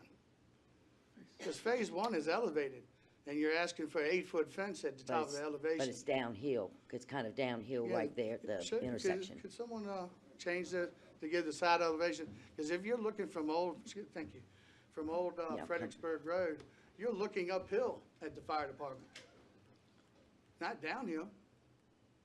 Then maybe it's the other, maybe I'm thinking the other way around, because, Look, that's all uphill. right. So how are you gonna, how high does the fence have to be to prevent you from seeing because of the topography? If we've done a topography map, So this is the building. Here you can see there's the windows, so that's about 8 feet there.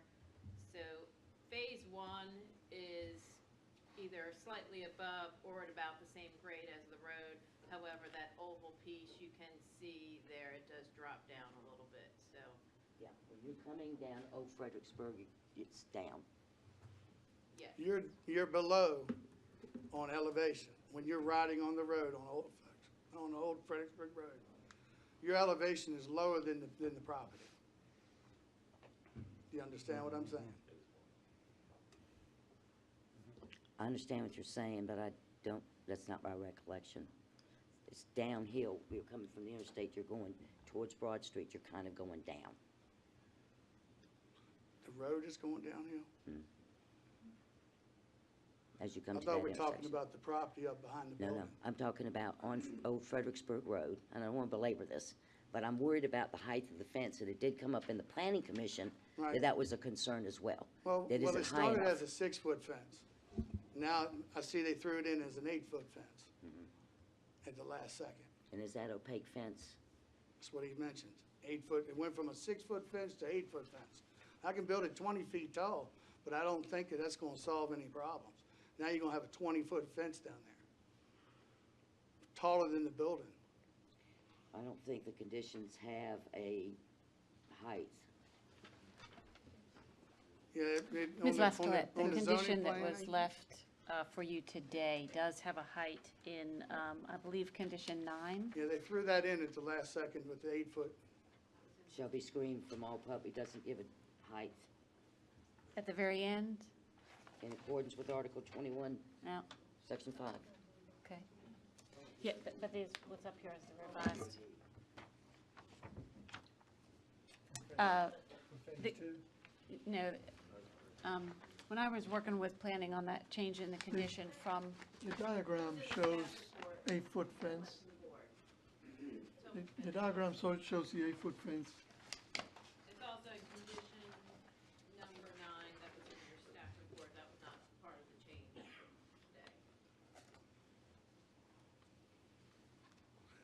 And can I add just one thing? I spoke with VDOT, and they said they will never widen the road right there.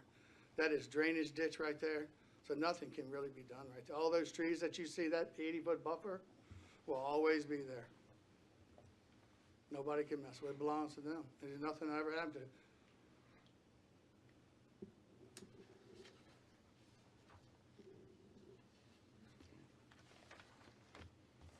So we'll have an 80-foot buffer with opaque fencing.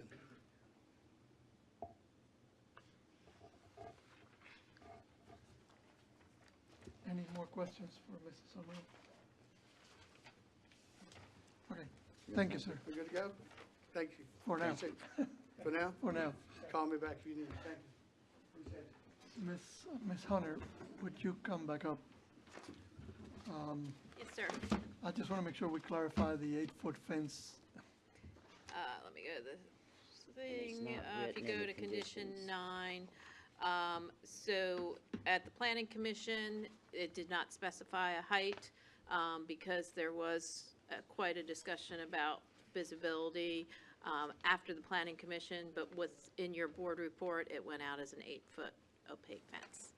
So that was not a change that was made this evening, that's been since from when the planning commission, but was part of your board packet. the, again, when we were working with planning, we changed the 8-foot fence in Minitrack in the resolution. And in Minitrack right now, that's what it says. I don't know why what was Right. pulled for you, both Yeah. in your packet and today, still has that old Article 21 language, because Minitrack has an 8-foot fence. And we did that in conjunction with planning, when they Right. said that was, they were changing it to. So I'm as not sure it why. is in our packet, it Yes. shows 8-foot fence, which is Yes, what I in the said. resolution, it does. Right. Yes, sir. And whether it's in your packet or in the one they handed out as new, it still has the 21.5. What does Article 21.5 say? That it shall be screened, but it doesn't specify this 8-foot opaque. So, So for clarity, we can say as it is in our packet. we'll be discussing this as a motion if it, involving these conditions would have to be amended anyway, and I'd make Right. sure to comment on that. Again, I don't know why there was a difference, because it did get changed in Minitrack, but when it got pulled for these purposes, it wasn't there. But perhaps it was changed too late. Any questions for Joanne? What she said? One last question, back on this 12 parking spaces. Why is it a minimum? So, I mean, they could put more there? They could, but I don't believe they have space, so the parking spaces need to be 9 by 18. They don't have enough frontage. Why didn't it say maximum? This is, if I'm not mistaken, Ms. Hunter, this is really a typical condition for a business, and you say you must have enough parking spaces for everyone who comes to visit. Right, And that's where this comes from. Okay. So yeah. it's not about you must have X number. I mean, it's more about having enough Correct. than not having enough. So, Yes. and I think that's why the limitation is there for broken down cars, because it's intended really for employees and people coming to For the the business. operation of the business, Right. yes.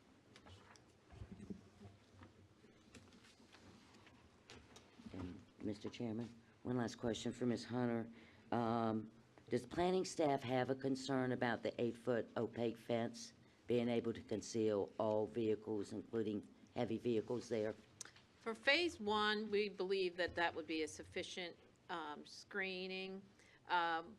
For the oblong piece, that does drop a little bit. There may be some visibility in Phase 2, but we believe Phase 1 would be completely screened.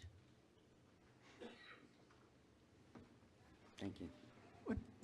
Ms. Hunter, what's considered opaque fencing? Is it a chain link fence with No, it needs to be- plastic behind it? Or It would need to be a solid board-on-board. so it would have to be a solid wooden fence? Yeah, something you couldn't see through.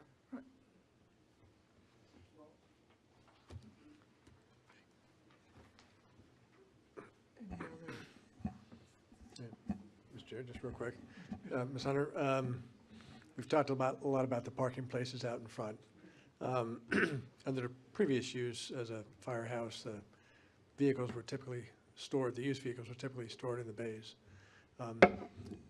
The tow vehicles here, would they be stored in the bays or would they be out in the front parking spaces? The CUP does not restrict where the tow vehicles, so it would be the operator's decision of whether he stored them in the bays or in the Or out in parking front? space out front. So it could have 2, 3, 4, whatever tow trucks parked out in front.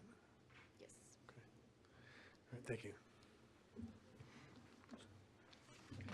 Quick follow-up, thank you, Mr. Chairman.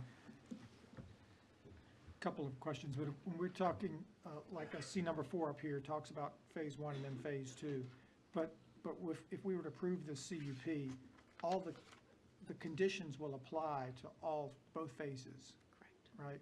Yes, sir. So, so it looks like 4 is the only one that has a difference between it. Now, can you flip the screen? Because again, we've been talking about this earlier, our number 9 does not have a fence height, but here, if we vote to approve this, what I see on the screen is what's going to be approved. If we approve this, we're approving what's on the screen, correct? If you approve, yes, it would be how you made your motion, but the motion could be as the If we're conditions saying as presented this evening. then Yes. number 9, okay. So that tells me that the screening in phase 2 will also be an 8-foot opaque fence. Yes. Right? Because when it gets to the POD stage, that's an administrative process, right? That's correct, sir. So how about this, and I don't know how important it is, but on the diagram, I see a 30-foot buffer that is drawn in. I don't see that in the conditions, so that can obviously be something that's changed. That is a code requirement, so they would have to meet that as part of the code. So it's not, it wouldn't be necessary as a CUP condition because it's already a code requirement. Okay, thank you. Why just in that little segment there? The 30-foot buffer is when you're adjacent from a commercial district is adjacent to residential, and that portion right there is zoned agricultural, which is considered residential. The rest of it is adjacent. But you go a little bit further It's towards adjacent Broad to Street, commercial. then that requirement goes away. Yes, Okay. because the property adjacent is commercial, so you don't buffer commercial to commercial. So he can't do anything with that buffer, right? No drive aisles, No refuse parking. containers, no parking, nothing. That's a green space buffer. And that's because of the property there, it looks like Smith Hughes or something like that, that's residential. Yes, sir. Do you mind bringing up the slide that shows the zoning of all the surrounding properties? Obviously, the very beginning, I think. Just give me 1 minute, please. Current zoning.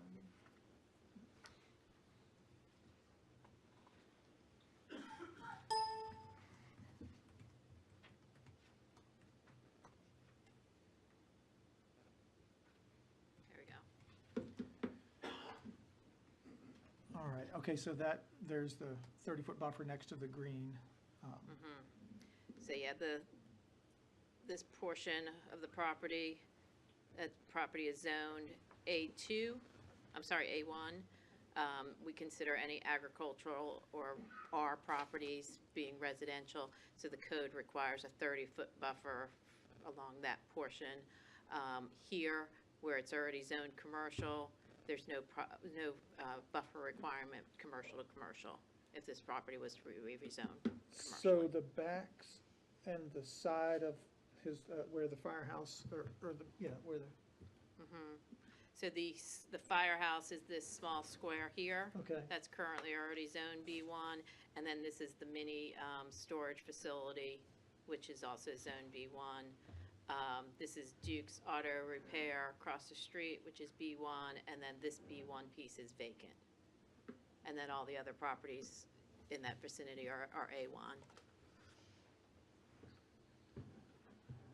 thank you.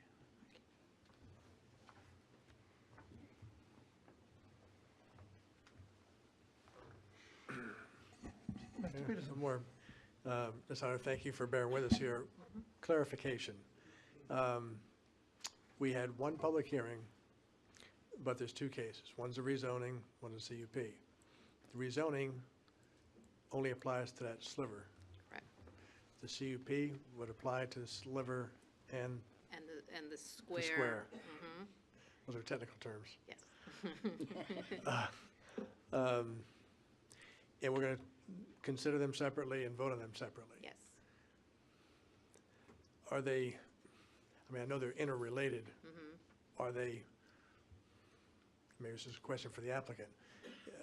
We're going to vote on them separately, but does it matter if the outcome is different for the separate votes, or would they kind of move together? You see where I'm going with this? Yes, I do. So if the sliver, if we're going to use that term, is not zoned B1, then it wouldn't be eligible for the CUP, because the CUP, you have to have B1 zoning and a CUP. So it's a prerequisite, if you will, and Right. that's why we're considering that first. The CUP Okay. could possibly be moved forward, and we would need to change the parcel number in the resolution, and the CUP could be only for the small square, which was Phase 1, and then we would, we would need to modify some of the other conditions, that one that talks about Phase 2, but all the other conditions could remain. So you could have different votes on both and still move forward.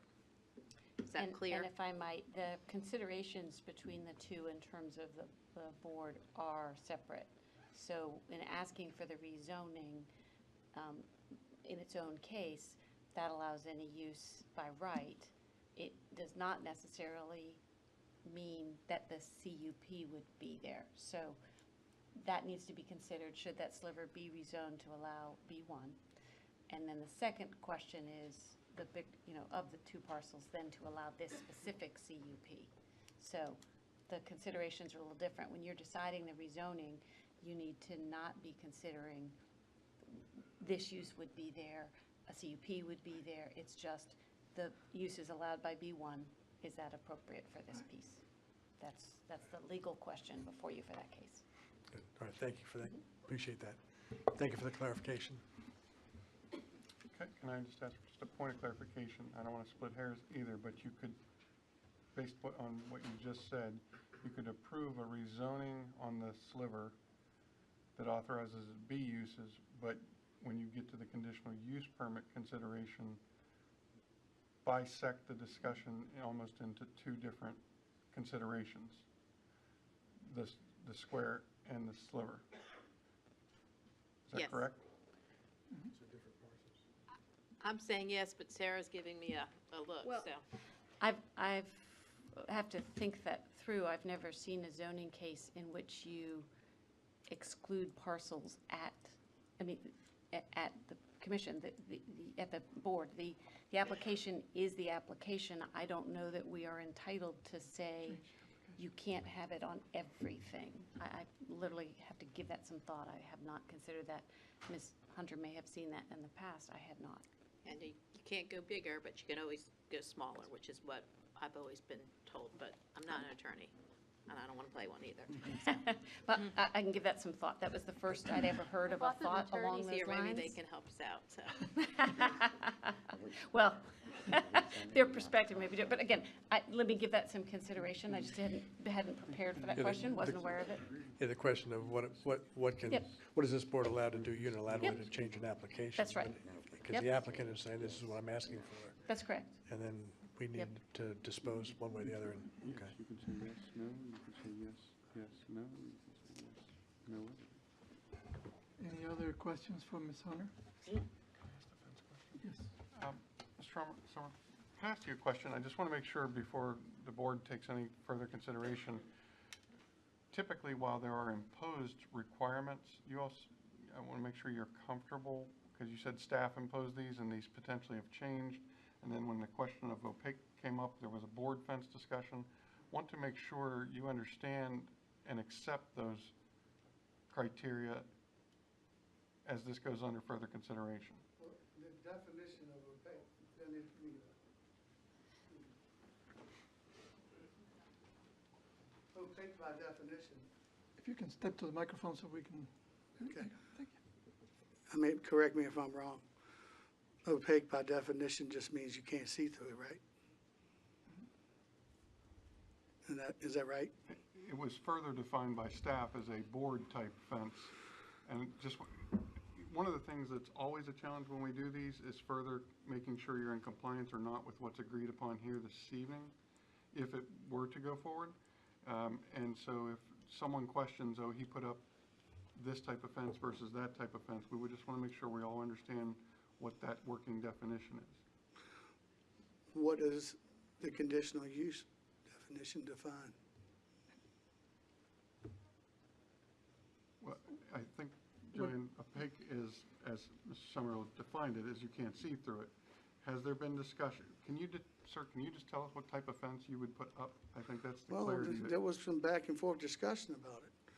When you go to lumber store, you buy hacks of dog-eared fence that's prepared to get nailed up. It's 6 foot tall. I mean, any Home Depot, Lowe's, whatever, it's 6 foot dog-eared fencing. So to build an 8 foot fence, you're gonna have to come up with that much more, and you're not gonna be able to, you can't buy fence boards like that.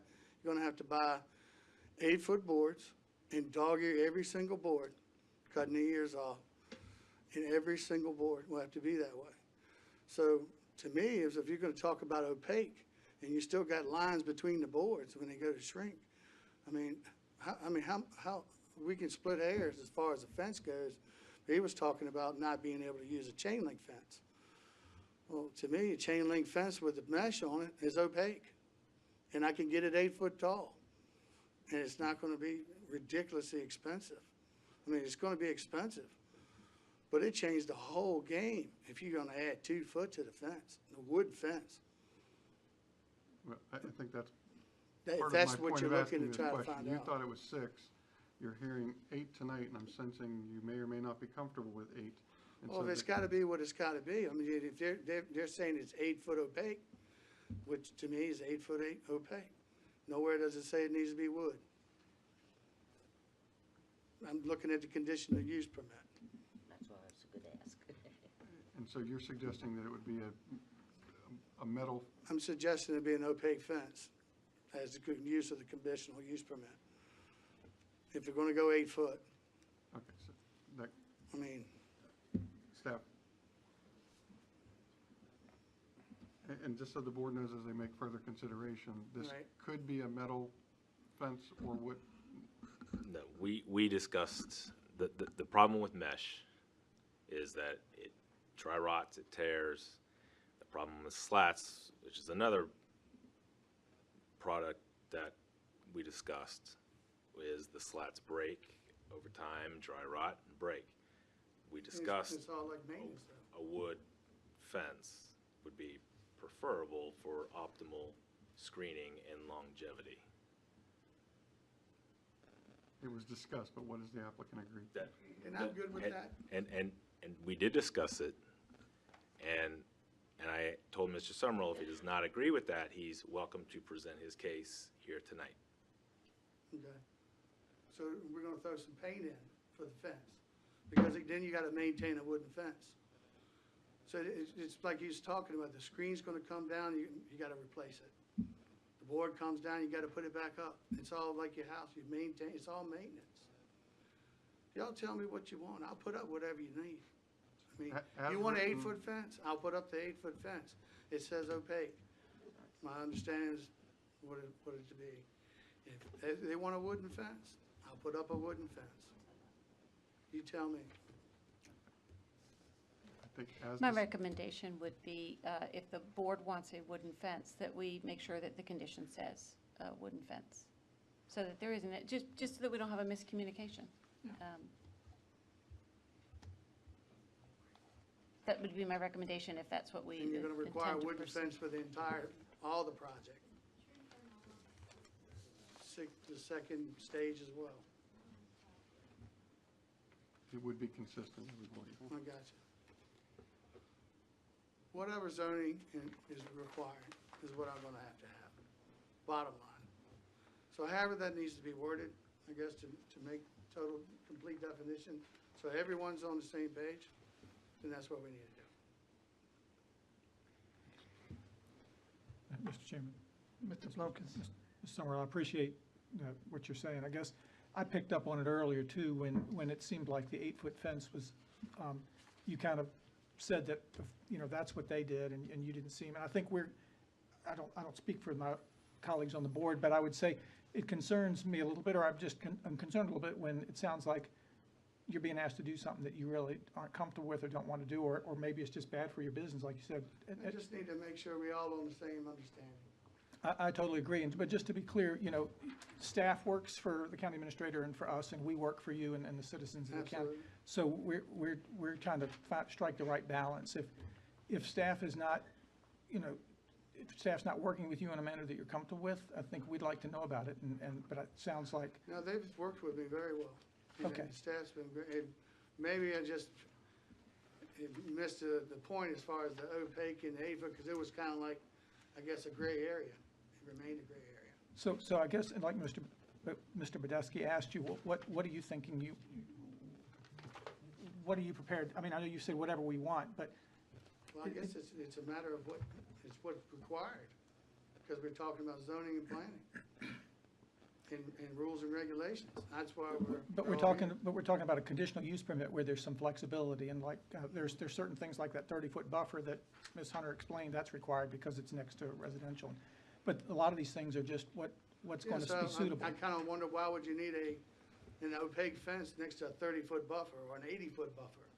So I'm kind of looking at it money-wise from a business point. You see what I'm saying? I totally understand, that's why. So, I mean, as long as we all have the same understanding as far as the fencing all goes, I guess it's fine, but there's some, I mean, I guess there's just different spots on there that just is overkill. So let's talk about where is there overkill? Is there certain parts of areas there, do you think that fence is not necessary? Well, the sliver that they speak of, that's buffed by 80-foot trees. Could we bring up the diagram again? Excuse me. Well, just yes, that. See how far it is? That's a lot of fence, right? Yes, and that's a lot of trees between the fence and the road. Look at the street view, John. Okay, yeah, then let's go to street view if we would. And that's not showing where the fence is. Yeah, that's not showing where the fence, there was one that had The side view, I think you could see where. There we go, that's the one so that's 80 foot off of that fence is 80 foot off of the road. No, it's more. And then there is, so I think the object is to just, hide parked vehicles from people riding by and looking at a parking lot of cars, right? I think that's what. Don't want it to look like across the street is the objective. That's what everybody's talked about. It's got nothing to do with this case. That's what everybody mentioned, and that's what everybody's in fear of. But again, I'm only asking for permission, a 5-year permission slip. Understand. I mess it up, I don't get another chance. That's my standpoint on it. I mean, I came here trying to do it all the right way. And as far as the fence goes, I guess as long as we all have the same, what's going on with the fence.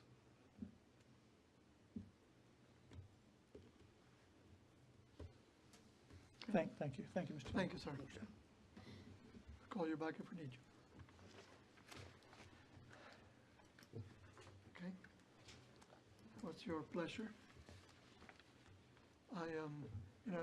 Mr. Lumpkins, I think the reason for the fence is, I guess, to make the business use less visible. So I think the reason that maybe wooden fence is preferred is that what you see looks a little better for a while. They don't always stay looking good, but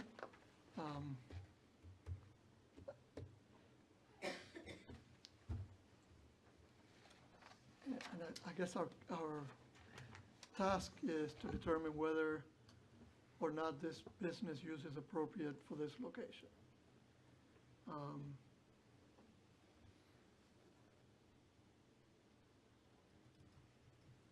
Mr.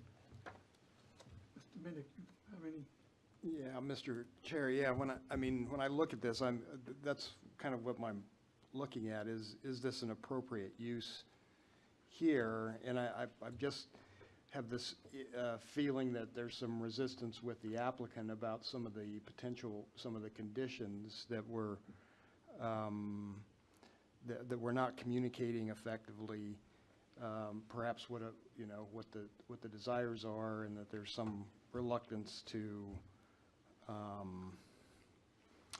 perhaps comply. I don't have any objection to this sort of business at all, anywhere. Generally where it's allowed. I think that again, I'm not getting the feeling that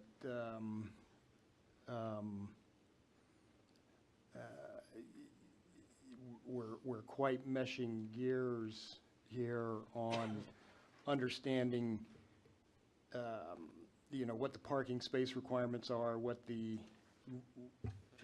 meaning of opaque is, and whether that represents an 8-foot chain link fence that's camouflaged, or slat board fence that's painted and camouflaged. Clearly, when you look at this picture, there is no camouflage with the buffer. Now, seasonal, got it, understand it, but I think the condition is to maintain a camouflaged look as near to 365 days a year as possible. This kind of, the tree buffering doesn't do that, 365-day a year buffering. So, I'm still just, I guess, in summary, just generally kind of uncomfortable with this use here at this particular intersection, given what I've heard so far this evening from what's trying to be done here. Just my gut opinion at this point.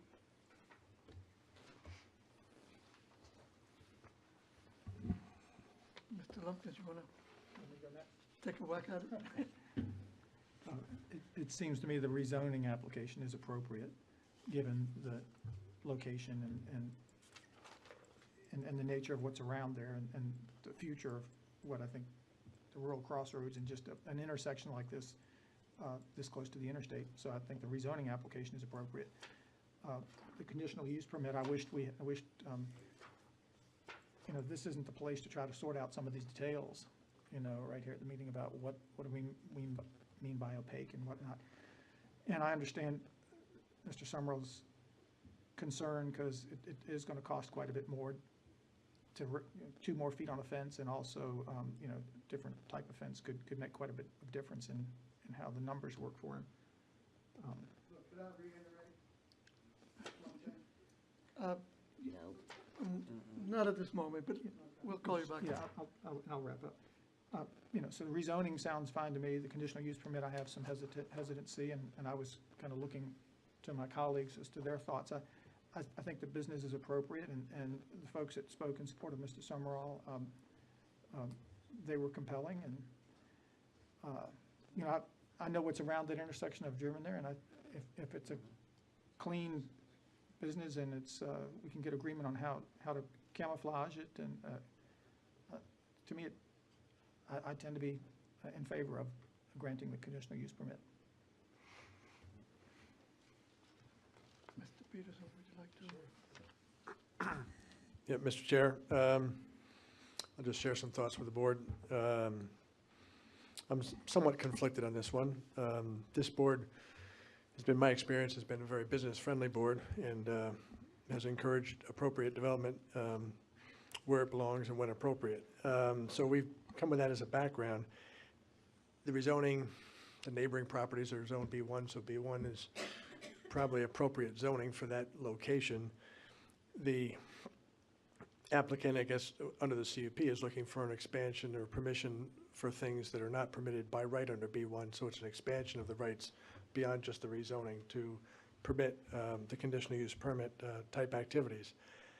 In phase one, you've got a building there with some bays, probably tuck some tow vehicles in there and probably room for a couple of parking spots out back. Then when you start to talk about phase two, it seems like that's where most of the comments are coming from. The screening, the use, some of the definitions, long-term versus short-term parking, opaque, adequacy of screening, height, all those kind of things come in phase two, which is really what gives me the wait a minute, and that's why I'm kind of conflicted on this one.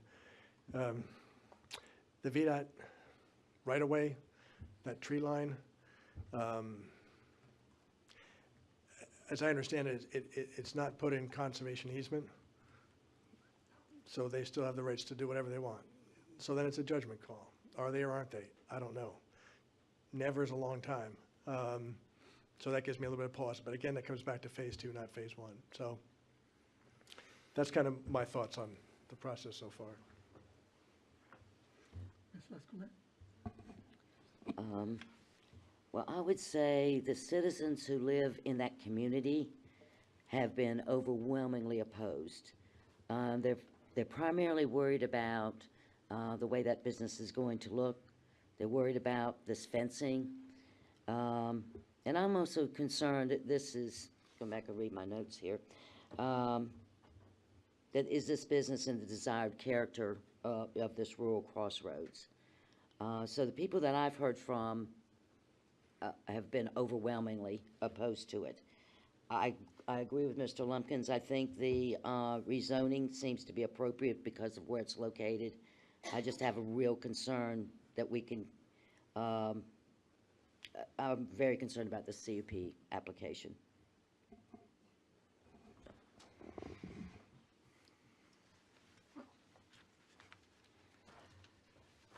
Okay, so I'll go back and I think our job is to determine and vote on whether we think this business use is appropriate or not for this location. I think it is comparable to the business that's already there. And so I think the use is appropriate. The questions that I would have, and I think the rezoning is, should be an easy decision. On the CUP, I think we have the question of the fencing. I think in all cases when it comes to automobile shops, we've always required a wooden fence in all the ones that I've been involved in. I would like to see that in the conditional use permit if we go there, but you know, it's not always about, and I know it's tough. We get a lot of calls and a lot of requests from folks for and against items, and we have to make the right decision based on what the law allows us to do, and on our values. As Mr. Peterson said, we've always been very supportive of small business, so from my perspective, I think we should go ahead and take a vote on the rezoning, and then maybe come back and reconsider the conditions for the CUP and either vote on it or maybe defer until our planning folks have had a chance to meet with the applicant and decide on the. I don't want it to feel like we're forcing an 8-foot fence. I would like to have something that we can all agree on, that I think the citizens will also look at and say, this is acceptable to us. But anyway, that's kind of those are my thoughts.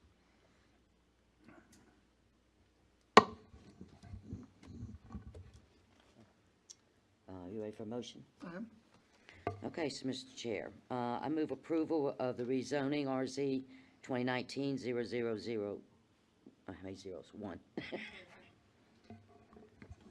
We have a motion. Do we have a second? Second. We have a motion and a second. Mr. Budetsky, would you do a roll call vote? Mr. Lumpkins, Yes. Ms. Lachelet, Yes. Mr. Minnick, Yes. Mr. Peterson, Yes. Mr. Albrecht. Yes. Do we have a motion for the CUP? Okay, so, Mr. Chairman, I move that we deny CU 2019-0003.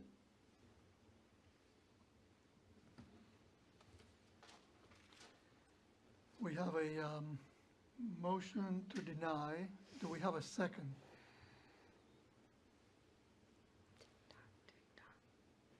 No.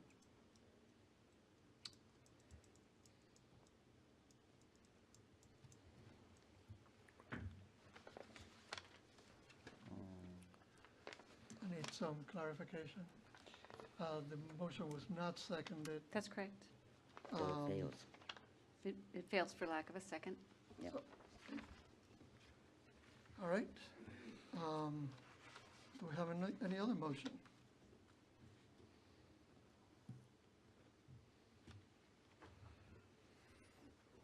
Mr. Chairman, may we call up staff to maybe help me clarify Yes. how I might craft a motion? Ms. Hunter? Yes, sir. Ms. Hunter, can you kind of help us a little bit on some of the options? Mr. Summerall said whatever is required or whatever we required. And again, I think it was expressed earlier, there's some concern about feeling like we're forcing the applicant. But he's here on a request. He made a request and he said whatever is required.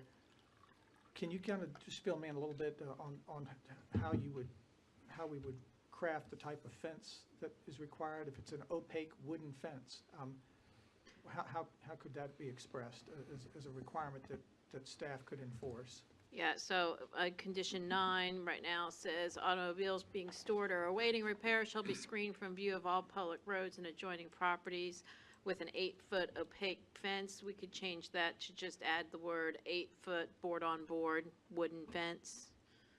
And that would be very clear to anybody reviewing the POD of what would need to happen.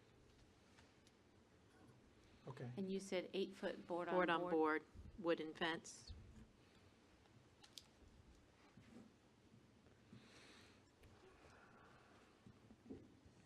Mr. Peterson? Mr. Chair, if I could.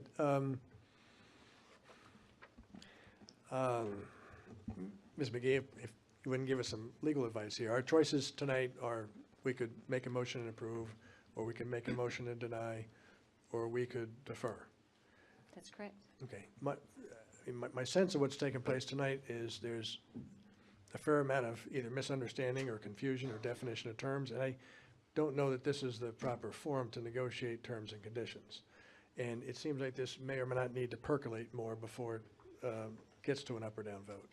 I don't know if the board shares my thoughts on that, but if we were at that position where we thought some more time between staff and the applicant was appropriate, and then the appropriate way forward would be to defer to a future date. Is that, That's correct. I don't know how the rest of the board feels, if you want to take an up or down action on this tonight, or, I'll make a motion that, that's where I was going. So I would like to move it to just a short deferral to our next, well, no, we're already into the month. So we're pretty busy in May as well. Is that- how about June? Our meeting in June? Do we know what the calendar looks like? And Joanne, I'm Ms. Hunt? sorry. May public hearings and June public hearings? So for the May public hearing, we have 3 cases, Reed Marsh, the rezoning case that had been deferred, the tower case, and 4L, the CUP renewal for biosolids. June, we'll have Tuckahoe Bridge, and then we're not there yet to know what other cases would be for June. it's probably enough.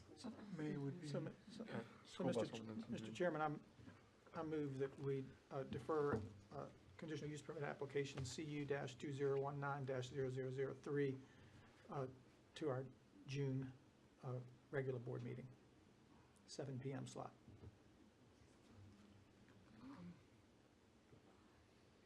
I would just I mean, I guess we are delaying a business from starting in a sense.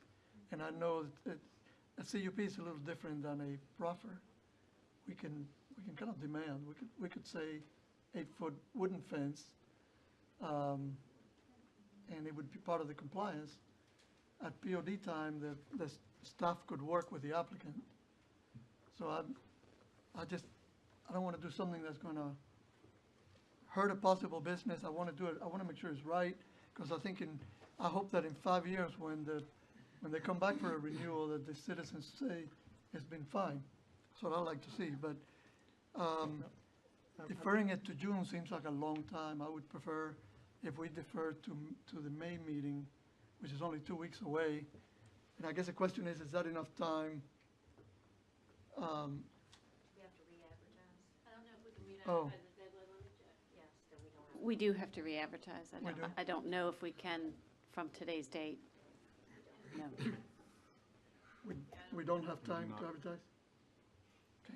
Need to advertise for 2 weeks. If he's agreed to do the fencing, I'm not sure of the delay. He said he would do 8 feet.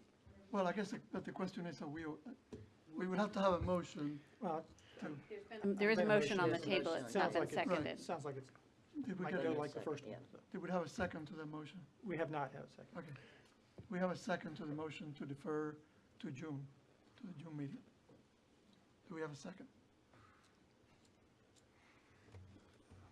Yeah, Mr. Chair, we cannot defer to the May meeting, it's just not enough time to advertise, is that right?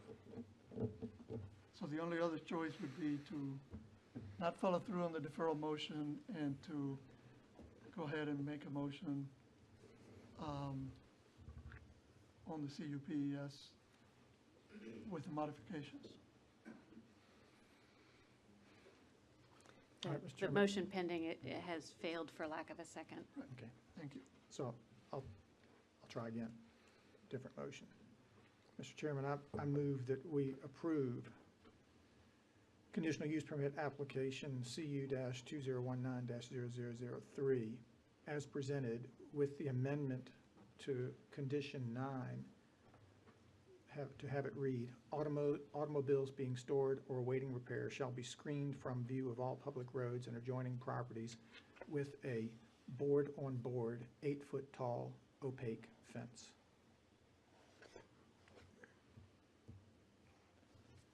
We have And you said board-on-board, 8-foot tall opaque fence. The word wooden is not there, okay? I kind of was going off board on, I guess it could be I a just want, synthetic material or something, but I just want to clarify. I just Yeah. writing down what people say and trying to check the words. We have a motion. Do we have a second? I'll second the motion. But I do want to make some clarifications, because I think there were some, you just modified number 9, but we also had on our dais today, we had some revised conditions, and those conditions are not included in the, They're not in the resolution, they are as they were presented, and so it is appropriate to clarify with Mr. Lumpkins, it's as presented on the screen and in the amended all right, conditions that were at your table, not what was in Minitrack or in the packet, Okay. because those are older. And that's how I took it to be, if that's correct for Mr. Lumpkins? yeah, I want to make sure that we, yes, and I was looking at the conditions on the screen that we've seen. Is that? That's correct. Yep. Right. Excuse me, Ms. McGee. So the revised conditions that we were given tonight don't matter. We're looking at what's on the screen because they don't match. That's correct. What we were handed tonight does not match this. My understanding is the only place it doesn't match is in that It's condition number 9. Okay, just, And he's amending that okay, in any just want to be event. sure we're clear. Yes, ma'am. okay. Any further discussion? Mr. Yeah. Peterson? Ms. McGee, where did we come out on the automobile definition of terms, because that's used throughout this document? Yeah, without a definition of automobile in motor vehicles, it is an undefined term. And so while the word motor vehicle is not used, which does specifically state the broader, I can't point to a definition of automobile that would tell you that it would be only passenger vehicles, or, that it would eliminate some class or category of vehicle. So, I mean, just to be clear, so it's currently constructed, would the implication or inference be that it would include box trucks and RVs and that kind of stuff? Or would it be the implication or inference that it would not?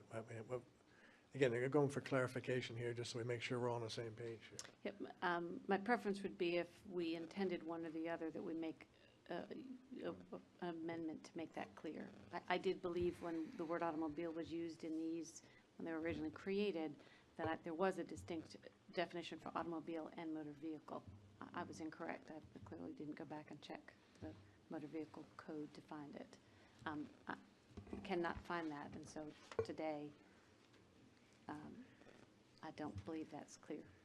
So if we don't take any action to add in definitions, the implication or inference would be?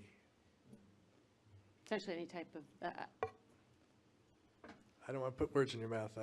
All I'm trying to do is figure out what this board should do in terms of clarity if right. needed. And I was going to say, if you intend to only allow something like passenger vehicles, medium pickup trucks, and nothing larger, I would recommend that we add something else to the conditions to clarify that position. The word automobile has a certain, and I could use Webster's to look it up and use it, and it would say something very different than, potentially different than motor vehicle, but I can't point to you to something right now. So if that is Okay. intended to be a limitation, then I would recommend we include one. And I did look for something that we could use that would restrict to the types of trucks and passenger vehicles that people drive, and not. Let me ask it a slightly different way. Maybe Okay. this will help. I don't know. We've heard from the applicant, his intention is cars, light trucks, medium trucks, the occasional heavy truck. Is that, I don't want to put words in his mouth, that's kind of what I heard. If that's the case, that there may be some medium to heavy-duty trucks there, if the CUP allows automobiles, will he be found in violation for having something other than an automobile? Or would it be, well, we've implied that automobile would include all those other things too? Because I don't want to set him up for a gotcha where he's got something that he thinks he can do, and yet it doesn't sound that way. See where I'm going? All I want to do is make sure we're all on the same page, so. That's why if it is the board's intention to make sure that it only goes as big as that medium truck, then I'm prepared to recommend a condition that would make that clear, and that I would not later be arguing what the word automobile means. I don't want to get into that argument later. Board, I mean, any thoughts on that? Passenger vehicles and light and medium trucks are classified as under 14,000 pounds by the gross vehicle weight rating system. So if it was the board's intention to make sure those were the only types of things stored here as picked up, then I would recommend that that be stated, that the word automobile is used to include vehicles, motor vehicles with a U.S. gross vehicle weight rating of 14,000 pounds or less. I was working on that. I don't have any interest in changing the motion. Based on that, I mean, I understand, but that would not be my preference, to change the motion to reflect that. I think what we're looking at is the number 9 condition says automobiles, or whatever they are, being stored or awaiting repair shall be screened from view. So if he's got a 12-foot box truck, he's probably going to be in violation if he puts it behind an 8-foot fence. No, because that condition goes on to say with an 8-foot fence, as long as he's got his 8-foot fence, even if you can see it, But it's not screened. I wouldn't say it's, now we're getting, that's a different question. I would say if you put a 12-foot tall truck behind an 8-foot fence, it's no longer screened. But Yeah. that's just me. I mean, just think it's so difficult to put a condition in that we can't even agree on a definition. I mean, how are we going to enforce it? How is the applicant going to understand? It's just nuts to me that we can't define a term in our conditions. We do it today, we've done it today for everything from Page Audi to the a shop on Route 6, we have used the term automobile. Have we? So I don't know. Okay. So we got a motion and a second.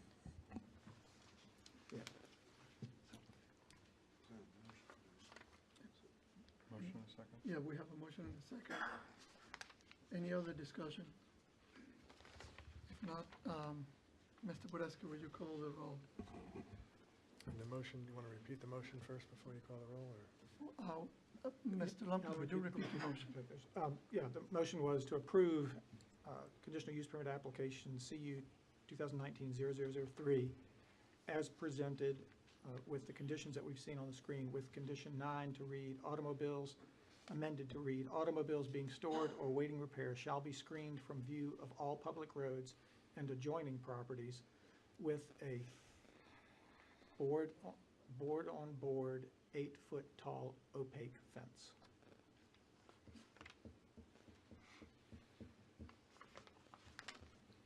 All right. And Mr. Chairman, so Mr. Lumpkins, you're not willing to accept the friendly amendment on the automobiles? What is that? A friendly Well, I think we were trying to explore it, and I thought you said you weren't.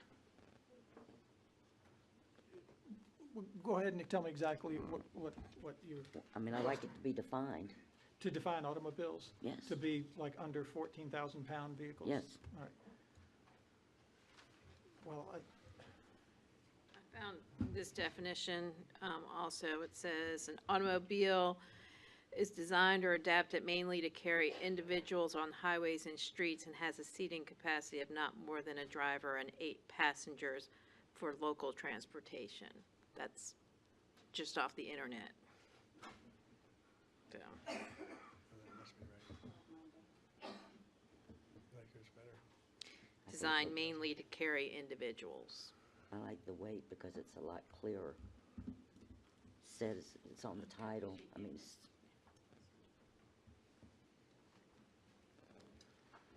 That would be my definition of an automobile. That would be your definition? That would be my definition of it. That'd be my interpretation of an automobile. Of an automobile. Yeah. All right, so, well, I would just say the way Mr. Summerall described his business, again, I don't want to be in a position of amending a CUP that's going to have such a potentially negative impact on his business. I would rather see it deferred for him to find out. Again, this is not the ideal place to sort out these issues, and I think I would like to, hear from staff and the applicant after they've had a chance to consider, how this will impact. Maybe Mr. Summerall knows that, but I'm not comfortable doing this on the fly and trying to get his reaction on something like this, so it may impact his business in that way, because he clearly, his business does include towing other vehicles, the 3 or 4 tractor-trailer accidents and things like that he may pick up during the course of a year. So I don't know, does he have another location that he would use if we couldn't use this business? I mean, it just seems to be a negative impact on the business that I don't like to make that decision on the fly.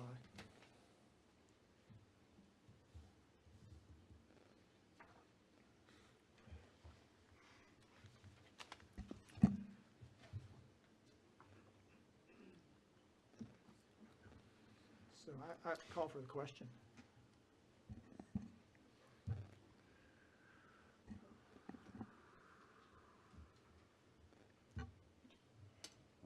call the roll?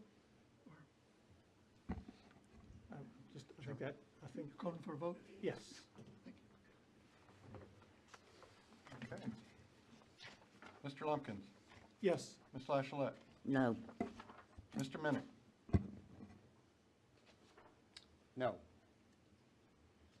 Mr. Peterson, No. Mr. Alvarez. Yes. Motion dies 3-2.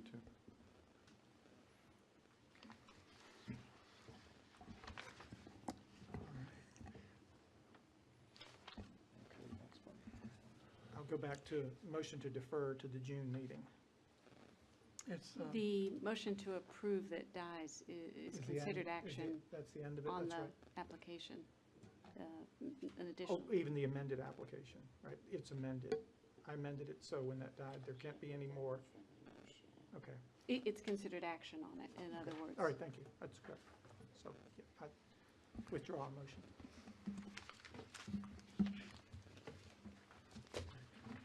yeah, I'm sorry, but the motion was denied, or the permit was denied at this time.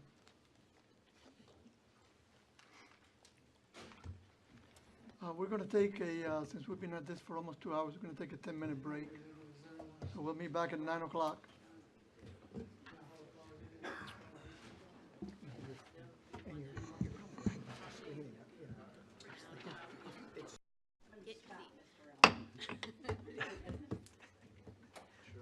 Probably we have enough attorneys here tonight to make a Perry Mason movie. All right.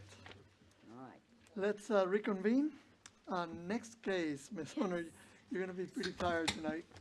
Good evening again. I'm not going to introduce myself every time, but the next public hearing this evening is a proffer amendment filed by Land Investment Associates.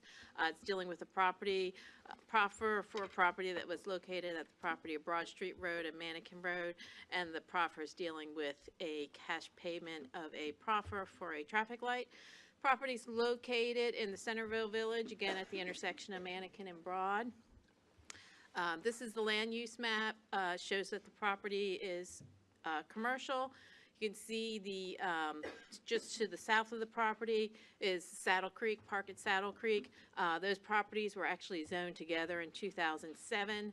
This is the zoning.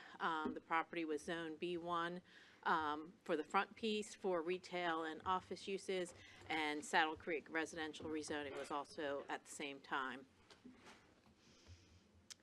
So right now you have the Satterwhites located at the northwest intersection.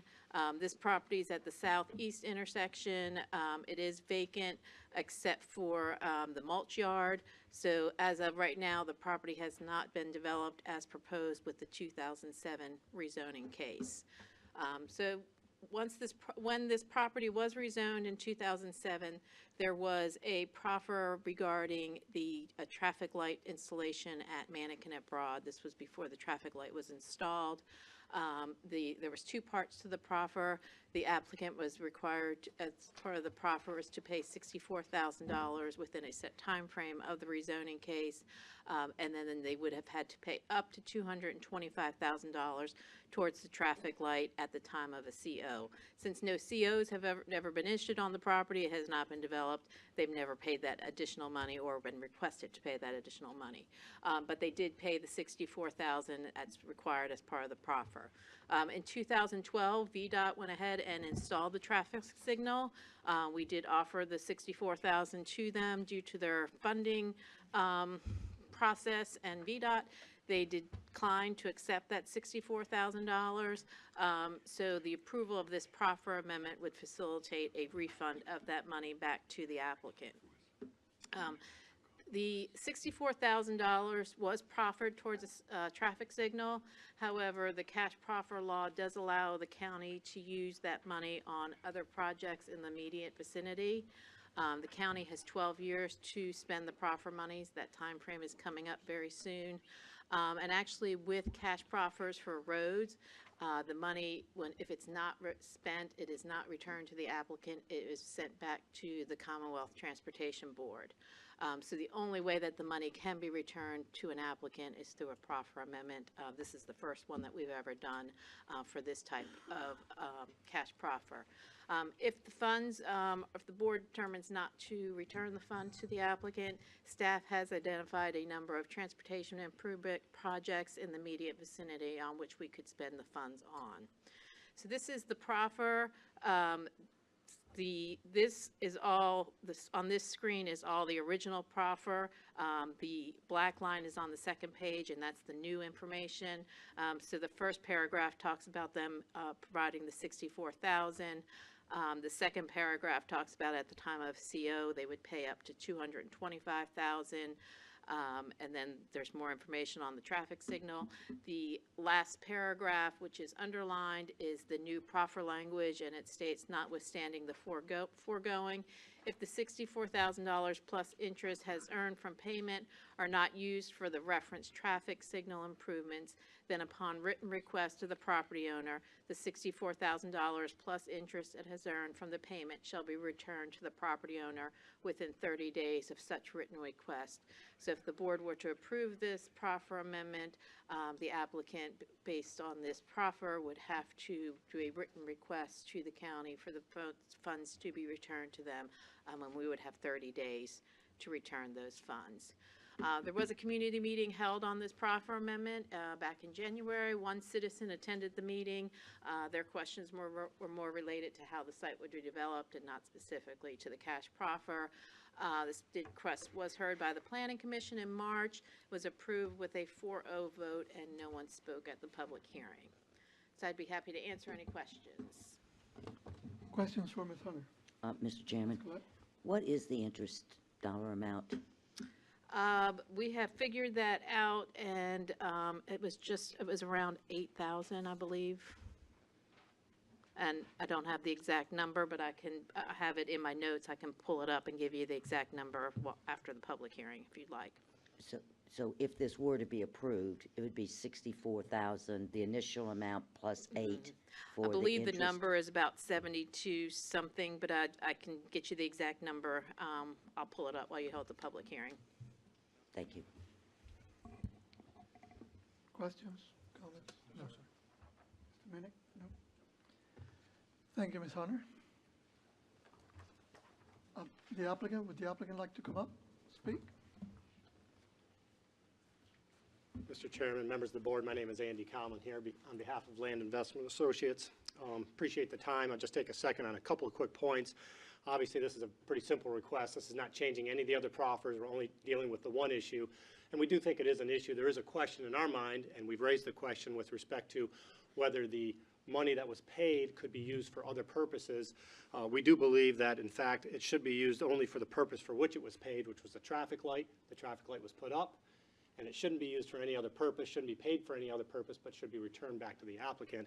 And that is a question that we believe that is an interpretation of both the proffer and state code. But that point becomes moot with the approval of this request. The original proffer, as you've seen, actually requires the county to hold that money and earn interest, so that money's been earning interest, and it's to be held exclusively for the purpose for which it was intended, which was for a traffic light. And that's what the proffer says. So we would think it makes a perfect sense that the money that's paid by the applicant was paid to be used for a traffic light was put up.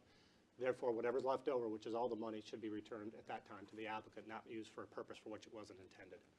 It's as simple as that. With that, we'd be happy to answer any questions that you may have. Questions for Mr. Conley? No, pretty clear. I appreciate it. Thank you very much. Okay, thank you.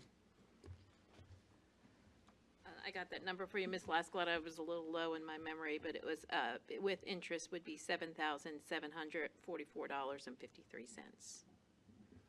Could you be more exact? Thank you.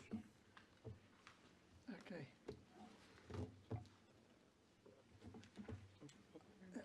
I'm going to go ahead and open the public hearing on this. Anyone wishing to speak in favor or against this application, please step forward.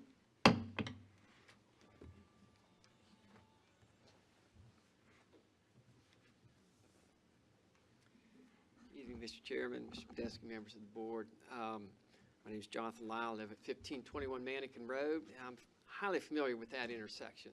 I probably go through it 2 or 3 times a day. As Ms. Hunter observed earlier, she's not an attorney, neither am I. I don't want to play one either, but I do have a kind of theoretical or curiosity is that proffer was made in order to get a traffic signal put in, and my understanding is that traffic signal was put in, if you will, with public monies. In other words, that $64,000 was intended to be used for traffic signal. Now, money's fungible, and how it gets from point A to point B, you know, it's an accounting process. So that traffic signal went in using taxpayer money, if you will, because VDOT put it in. Now, VDOT, for reasons that probably are beyond most of our understandings, declined to accept the money that was intended for that traffic signal. So in essence, all of us here as taxpayers have paid for that traffic signal to go in as was intended and as the applicant was willing to pay for, but because of reasons beyond my comprehension, VDOT said, no, we're just going to use taxpayer money, not the money that is intended to put that traffic signal in. And so I'm a little confused as to why we would not want to force the Transportation Board to take that money to offset the cost that they incurred to put that traffic signal in, which is, my understanding, is what would happen if we did not approve this amendment. So what the applicant intended to do, which is to help pay for that traffic signal, would be accomplished. It would just have to go through the State Transportation Board, which at some point would disperse it out to traffic signals, whether that specific one or otherwise. So I would prefer to see this amendment deferred, or not deferred, but just denied. And if it takes a circuitous route, that $64,000 go to Commonwealth Transportation Board, VDOT, and pay for the traffic signal that was agreed to be paid for, and not saddle us poor taxpayers with that expense, and just give the money back. Because the traffic signal went in, it got paid for, and I think this money would help offset that. Light went off. Thank you, Mr. Lyle. Anyone else? Seeing no one, I'll close the public hearing.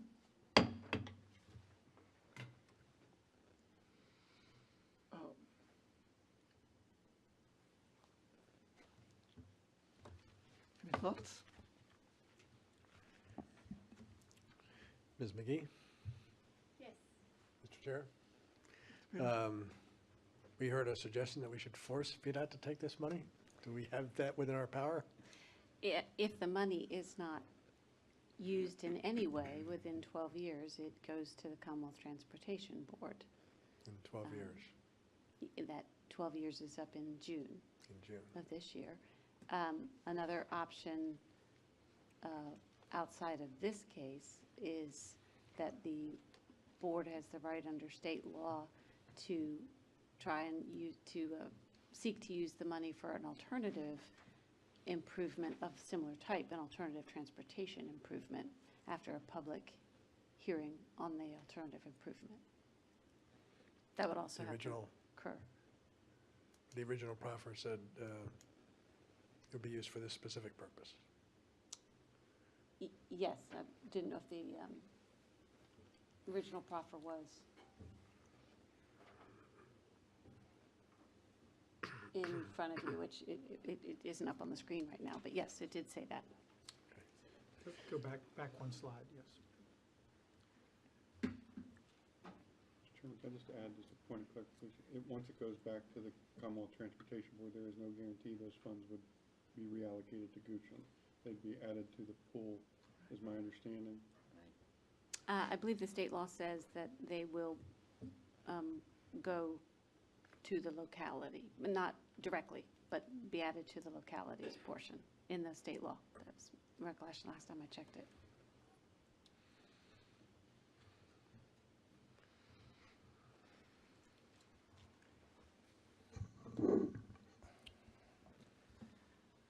Ms. Mascolette, any thoughts? Well, I'm confused on how the money gets allocated. If goes back to the CTB, how does it then get allocated back to the locality? I'm unsure of the process. I don't think it would be. I can't see how it could be. But unless we've got something that says otherwise, because that would make a difference to me. The CTB are... It's gone. I mean, isn't it? Yeah, the CTB covers a large region, and I think any money that goes into the pool will be reallocated to all the projects. And in the most current plan, no Goochland project's been approved for funding. So unless it went to maintenance, which I don't think it would go to maintenance. I don't think we'd ever see it. Mr. Chairman, can I just add? Mr. Badescu. I don't want to differ on the state law interpretation of the attorney. To Mr. Lyle's point, common sense would be, we approached VDOT and said, we have 64,000 to do. We certainly did take those steps, and I believe on multiple occasions, and it was rejected. And so it's not as if we did not attempt to certainly do so under the premise that you provided. It was not accepted. Okay. Mr. Chair. Yeah. So this is to me, this is a fairly simple and straightforward kind of, proffer amendment request here. It seems we had an express agreement struck at some point where a portion of money was going to be applied to a stoplight addressed specifically in a previously approved proffer for the intersection of Mannequin and Broad Street. And for whatever reason that the state chose, they rejected those funds. And I think given that the express nature of that proffer was intended for the light, since its use is not going to,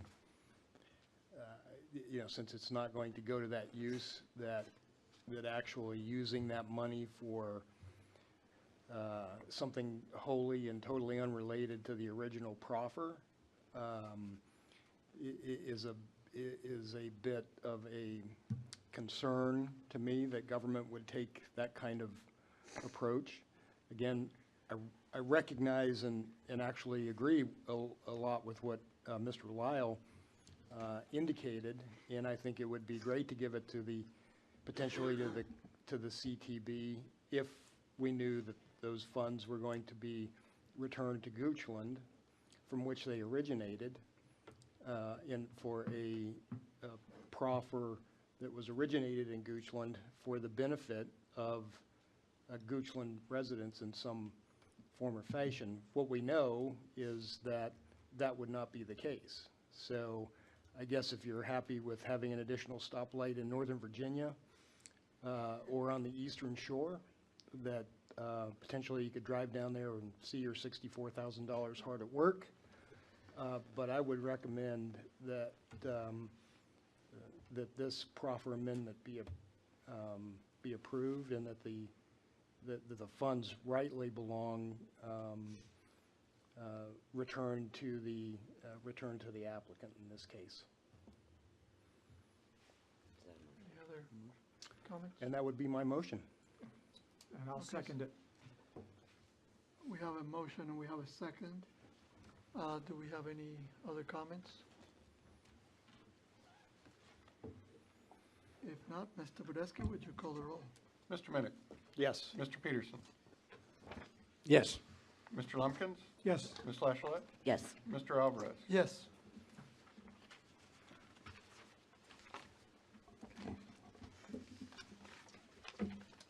Next hearing, Ms. Hunter. All right. Yes. The next public hearing is also a proffer amendment. This is amending a proffer from a 1986 zoning case for PWC properties, or more familiarly known as the West Creek proffers. The property is located in West Creek. It's the proffer amendment would be for 4 parcels that it's located at where the terminus of Wilkes Ridge Parkway currently is, all the way down to the creek. All of those properties are zoned M1. They were zoned in 1987. The West Creek proffers are about 2 inches thick.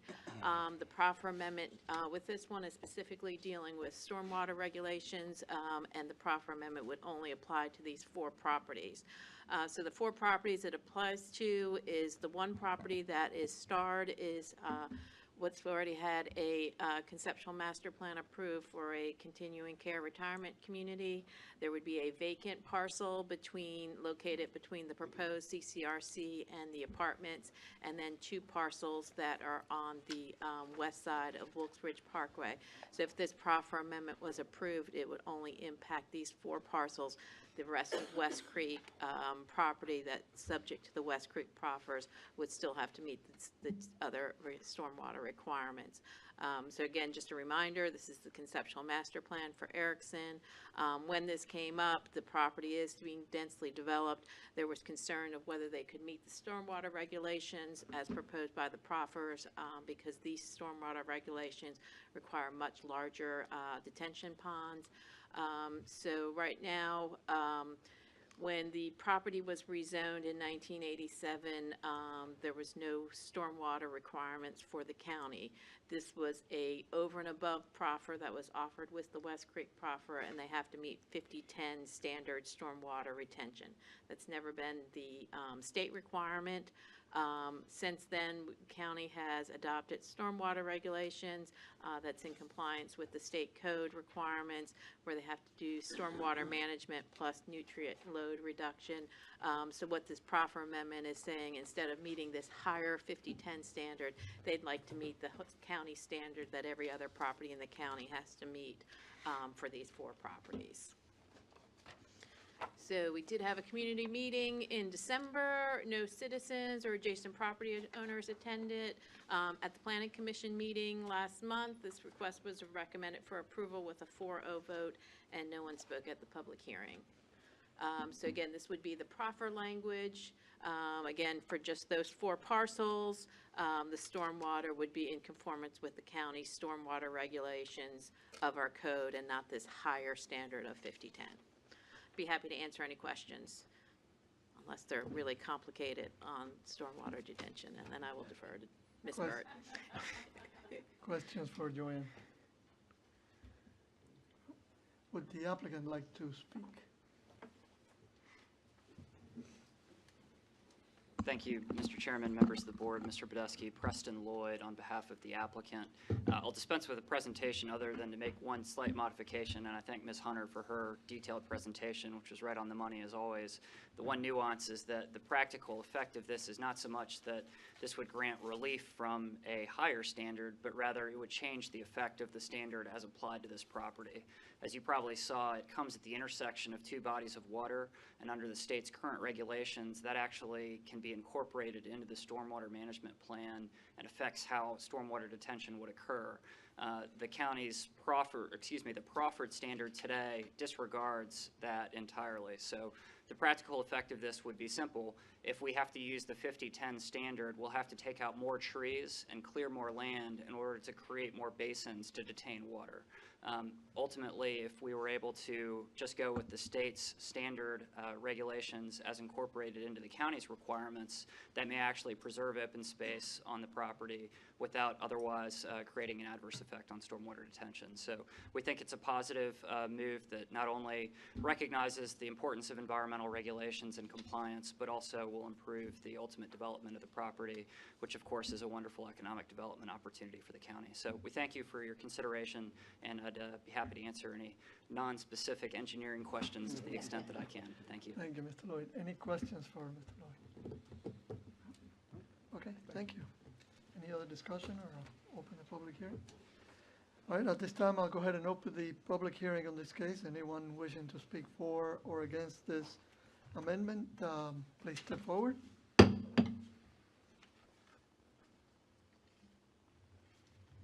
Seeing none, I'll close the public hearing.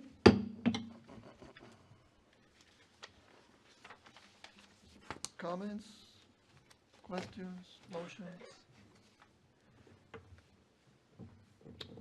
Mr. Chair.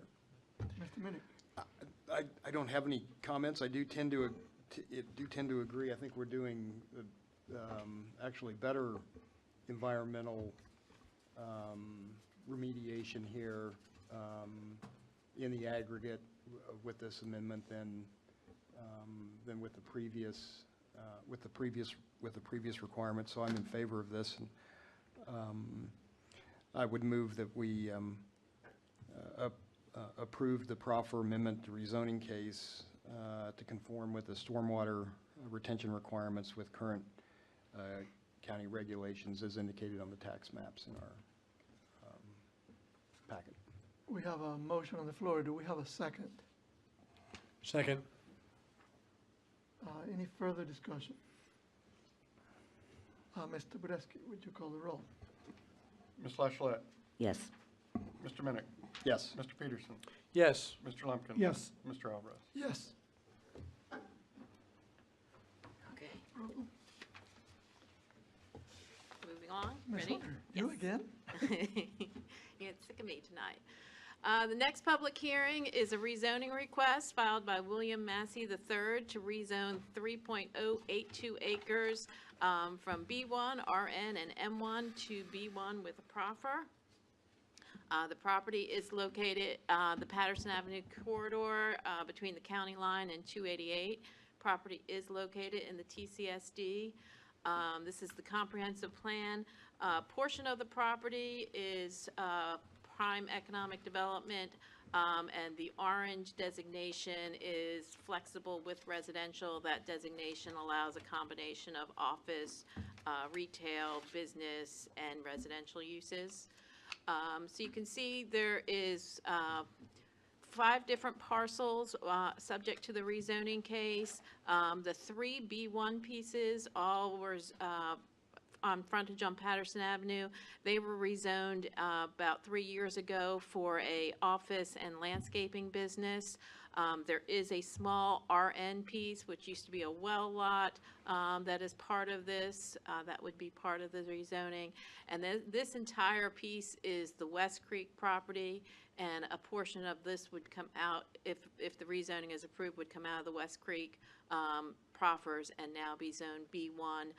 So it is being put together so you can have a more coordinated development.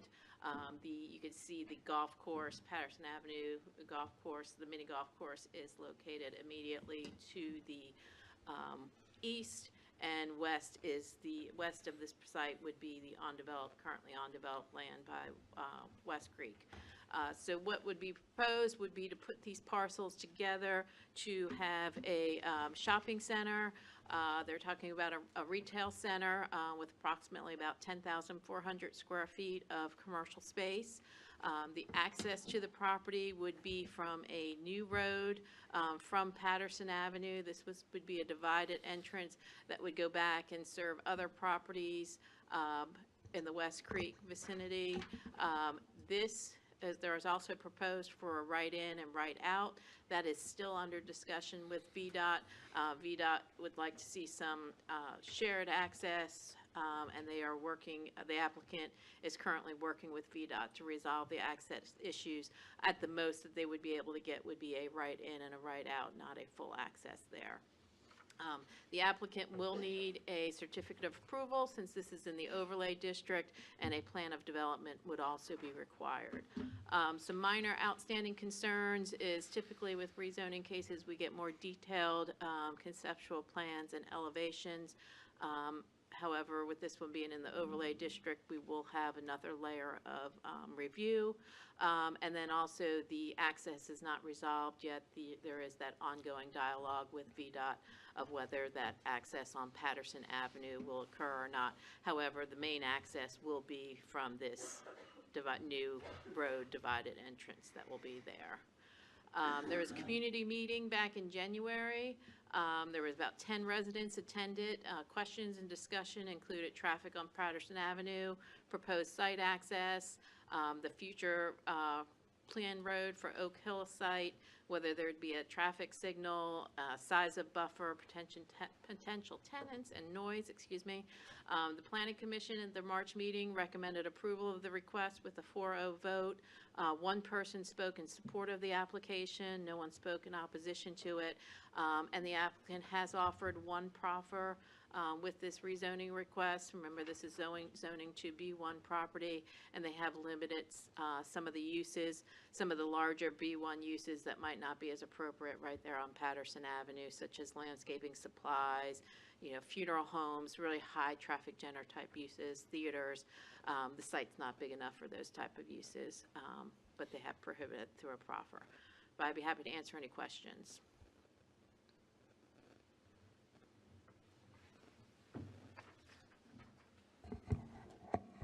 Questions from Ms. Hunter? Let's go ahead. Okay. Thank you, Mr. Chairman. So under the staff analysis comments, conceptual plans submitted do not provide enough information to demonstrate compliance with plan of development, overlay, or building code requirements. So is that not important to nail down before we? We typically get much more detailed conceptual master plans that the applicant did not provide them at this stage. Generally, the way the site is laid out, we know that it's going to be a strip shopping center with a 75-foot setback, as that's required by the overlay. The main access will be back here, and there'll be parking in the rear. We typically like to get a more detailed conceptual plan, however, the applicant did not provide one. Okay, let me, if you don't mind, one other question. The future road that you're showing there to the west, how future are we talking about? Well, if this was to develop as a retail shopping center, they would have to build it from the point from Patterson Avenue to the rear, to the access. This would be the main access. And then as West Creek develops with additional uses, it would be extended as new uses come on board. Can I, Ms. Hunter, just part of the reason this is coming forward this way is the site is limited on what could potentially even go there due to the setback requirements, so you may not have some of the visuals you're used to seeing, but as far as the layout, the setback requirements in this area will drive and limit what can be constructed. Also, because it's in an overlay district, there will be a further review, and they have to meet the standards of the overlay to be approved. That's correct. And one further question, if you don't mind. And so this future road, can you widen this and show me where are we in relationship to, like, the on-ramp for 288? How Yeah. far are we away? This is not part of the zoning case. However, this was a previous zoning case that came to the board probably about a year ago. So here is the 288 Patterson Avenue. I'm sorry, Mr. Peterson, if I'm getting you with the laser. So this is the golf course right here. This is the property. This is the landscape business. So the zoning is for this circled area. And you can see, now again, none of this road has been reviewed by staff, and there's no commitment to this at this time, but this is generally how we think the area could develop. Ms. Hunter, can I add just another point of clarification? I think when this case came through, there was also some feedback from VDOT, or well, there was some assumptions made that VDOT was going to allow certain turning movements that ultimately VDOT has backed off of some of their consideration.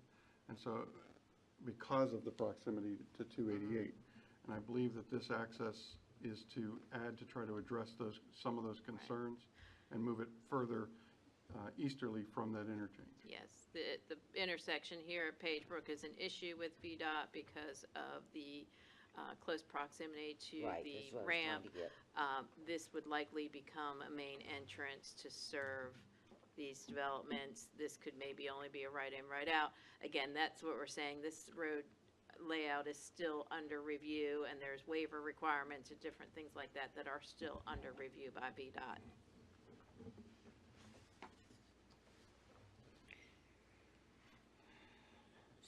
So it seems like to me that road is pretty important to this project. Is that correct? I mean, what happens if VDOT comes back and has a problem with not putting, they can't get the road put in? Well, VDOT will have to provide access somewhere along Patterson Avenue. I think it's just where it's located and whether there's additional right-in and right-outs permitted as well. don't believe that there's an issue with the road at this location. I think this has been agreed upon. It's just whether they have another right in and right out or just this main entrance. Okay, so this future road is approved just for all intents and purposes. My understanding is VDOT is okay with this main road and the distance from the interchange. The issues that are still being addressed is whether there is any other entrance points along Thank you. Patterson All right, that Avenue. makes sense. Thanks. Other questions for Ms. Hunter at this point? Mr. Lumpkins? Sure. The survey that is in our, do you have that survey that is in our package? It has an Exhibit A on it. I'm just trying to get my bearings. It's a survey that shows 5 parcels of land on the north line of Patterson Avenue to be zoned. Page 140. Can you tell me what page you're on? I'm sorry, 143. Sure, thank you.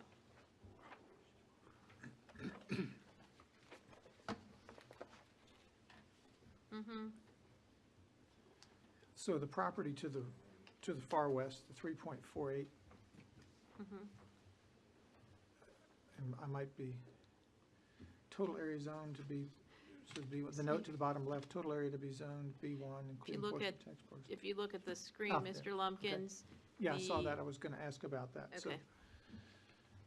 So So that the- broken line, are we talking about everything to the right of that broken line? That's correct. So the remainder of that, everything from the left of that hatched line or broken line would remain M1 and subject to the West Creek proffers.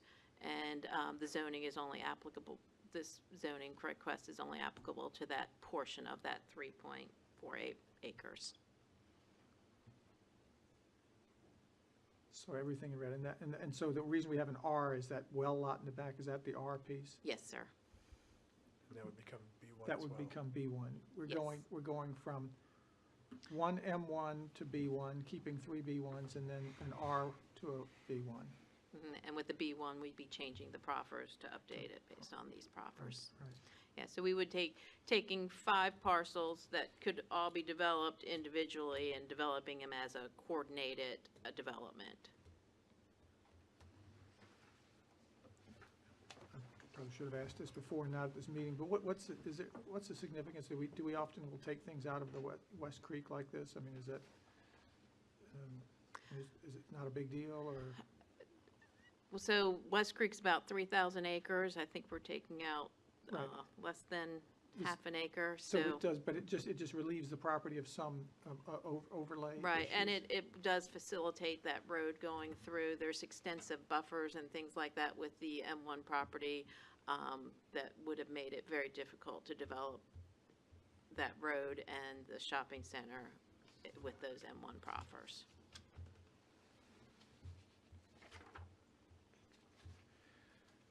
So is that broken line is that something to be defined in the future, or do we kind of know? I mean, when we approve this, that line can't be moved around, can it? No, there's meets and bounds with the zoning case. Whenever there is a portion of a property that's being rezoned, they're required to provide a survey plat with meets and bounds, and we do And have is that. that what I'm looking at 140, 143? Yes.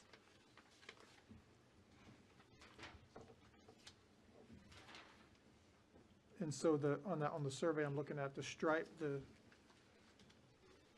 diagonally striped lines, is that where the road's is that where the proposed road is? No, that's the portion of the property that's being rezoned From N1. from M1 to B1, and the road would actually be adjacent to that on the To the west? West Creek side. Oh, so that road is going to stay in West Creek? Yes.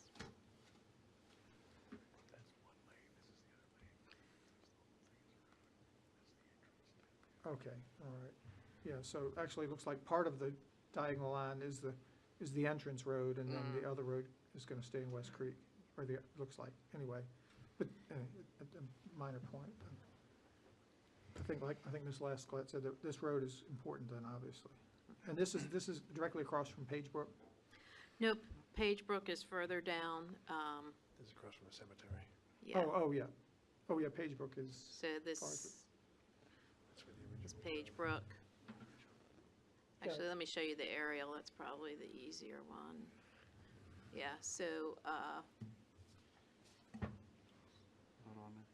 not on there. Let me show you here. So Page Brook is There here. we go, yep.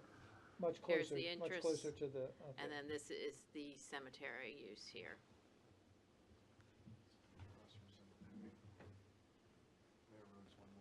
And there's Blair Road on the other side, yeah. And Blair's further the other direction, to the east. And you feel like this, the prohibited uses, it looks pretty comprehensive, but, I mean, Yes, we worked with the applicant on what uses should be prohibited, and I think we were all pretty comfortable on that. And this on the screen now is a little bit further out view, so you might be able to see a little bit further. You can see some of the other roads in the area. yeah.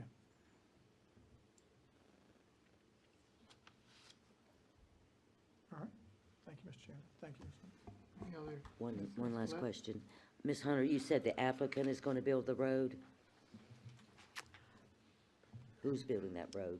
The road would be built with the development of either the retail center or with property in the rear, whatever develops first. It would not be built by staff, by the county, if that's what you're asking. It would be developer-driven. Okay, so we have no commitment for the road at this point. They would need, in order to provide access to the retail center that they're proposing with this use, they would need to build it from Patterson to that point all the way to the rear of the property to get access to serve this. And then if they were to develop anything further in the West Creek property to the north, they would extend the road as development occurs. Sort of like what we did with the Wilkes Ridge Parkway. Wilkes Ridge came in to serve the apartments, so they constructed it down to that point, and they've stopped it there. Now that the CCRC is coming in further to the south, before the CCRC can get a certificate of occupancy, they have to extend Wilkes Ridge further, a little bit further down to the creek. So that's how these roads are developed as the development occurs. We don't make them build the entire road. No, of course not. But just the portions to provide access as But the did they site's not being proffer developed. that? The road is not proffered, but the conceptual plan shows that's the only way they can get into the site. So you can see here, And not off Patterson Avenue? if they do, it's only going to be a right-in, right-out, and that's if VDOT will approve it. But this will be the main access. But no requirement to build it? I'm pretty confident they would build it. A retail center with just a right-in, right-out would be pretty difficult. If they were to try to get tenants, they would need that road access. Okay. All right. But the applicant can probably speak to Yeah. that a little bit further. Sure. One more question. If we approve this, you could put office buildings there, right?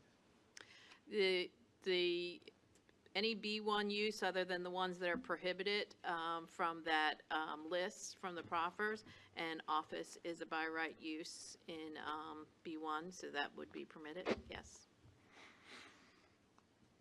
Medical clinics, home appliance service, and office buildings, yeah, okay. But the applicant is seeking to develop a retail center. That is their intention, yes. It's not proffered, but that is their intention. Thank you. All right, thank you. Is the applicant here?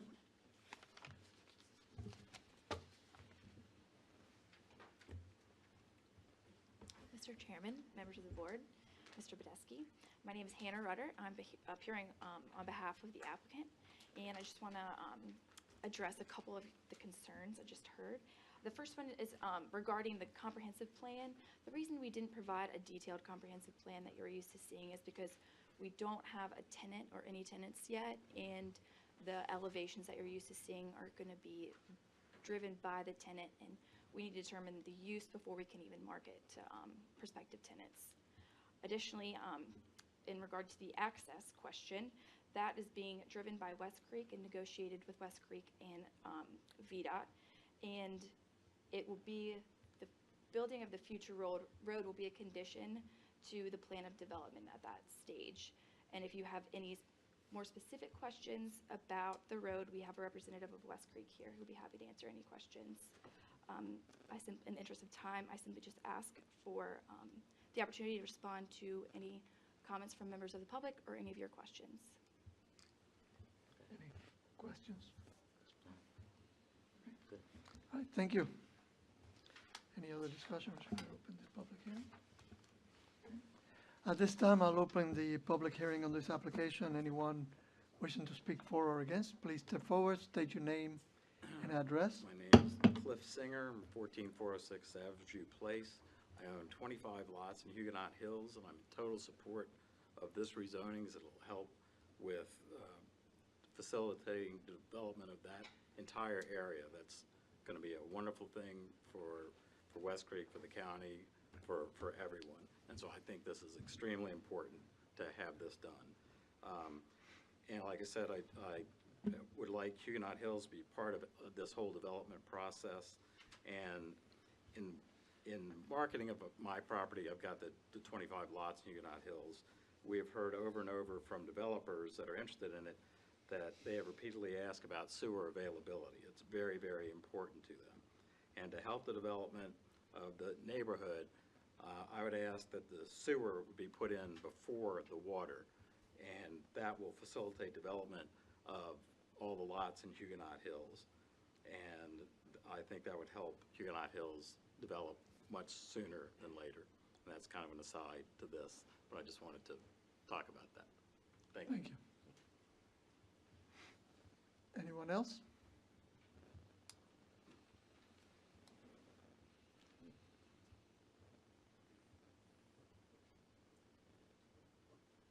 Good evening, Mr. Chairman. Jonathan Lau, 1521 Mannequin Road.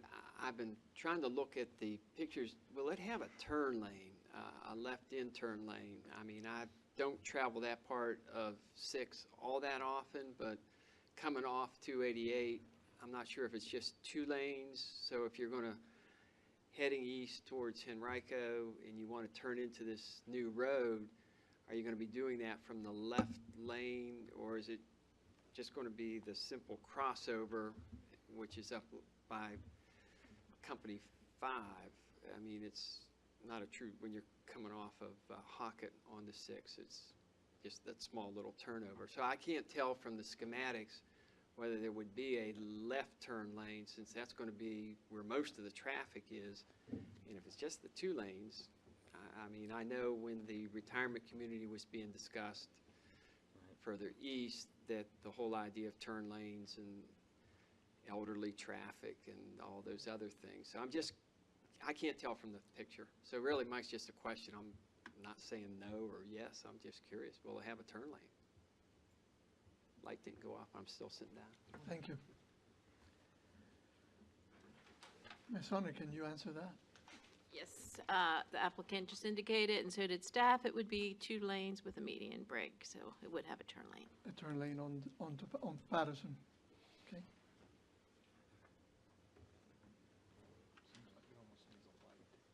Anyone else? Seeing no one, I'll close the public hearing. Questions for the applicant or Ms. Hunter? I do have a question for Ms. Hunter. Just some clarification on page 142, or in the requirements. Let me go to page 142. Under the following uses will not be allowed. Within the proposed development, it says theaters, churches, libraries, funeral homes, motels, lumber, building. What is, it seems like we're not allowing lumber or buildings. I imagine it's a sale of lumber, sale of Yeah. building materials, maybe? It's that, the reference is the lumber and it's building and lumber sales of fencing and landscaping supplies. I can get you the exact wording. Okay. It's the same wording on page 145 as well.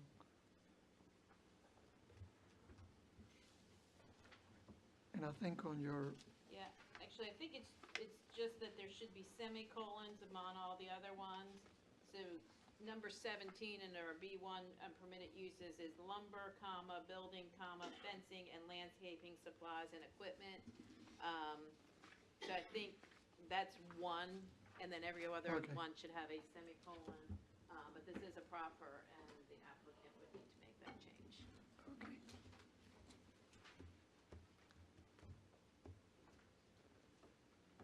Mr. Chairman, members of the board, Preston Lloyd on behalf of the applicant, we have a power of attorney to make adjustments to the proffers and would therefore submit that the commas in between the words motels and lumber be converted to a semicolon, such that it would then read motels, semicolon, lumber, building, sale of fencing and landscaping supplies and equipment, followed by another semicolon, in order to create one dependent clause such that sale of modifies each of the other items in that dependent clause.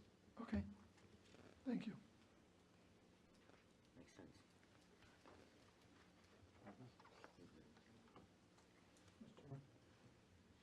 Mr. Lucas, Is there, and I'm looking at the uses permitted under B1 by right, uses and structures permitted by right. Is there any reason we don't include like bed and breakfast? Well, the mobile home is temporary, but you removed golfing, golf drop, there we go. Yeah, machinery. So it looks like the only one you excluded is bed and breakfast, which is a by right.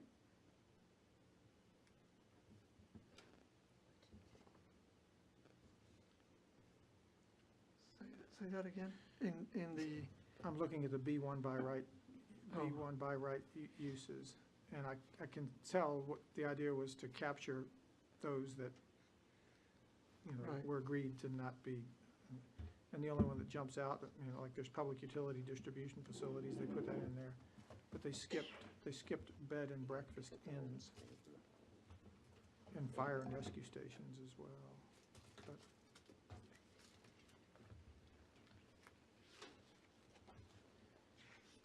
banks and money lending institutions is one, but maybe that might be someone that they want, you know, and like the applicant said earlier, see what what tenants may be interested. But is there a reason, well, that doesn't matter. Thank you. any questions, Ms. Lascolet?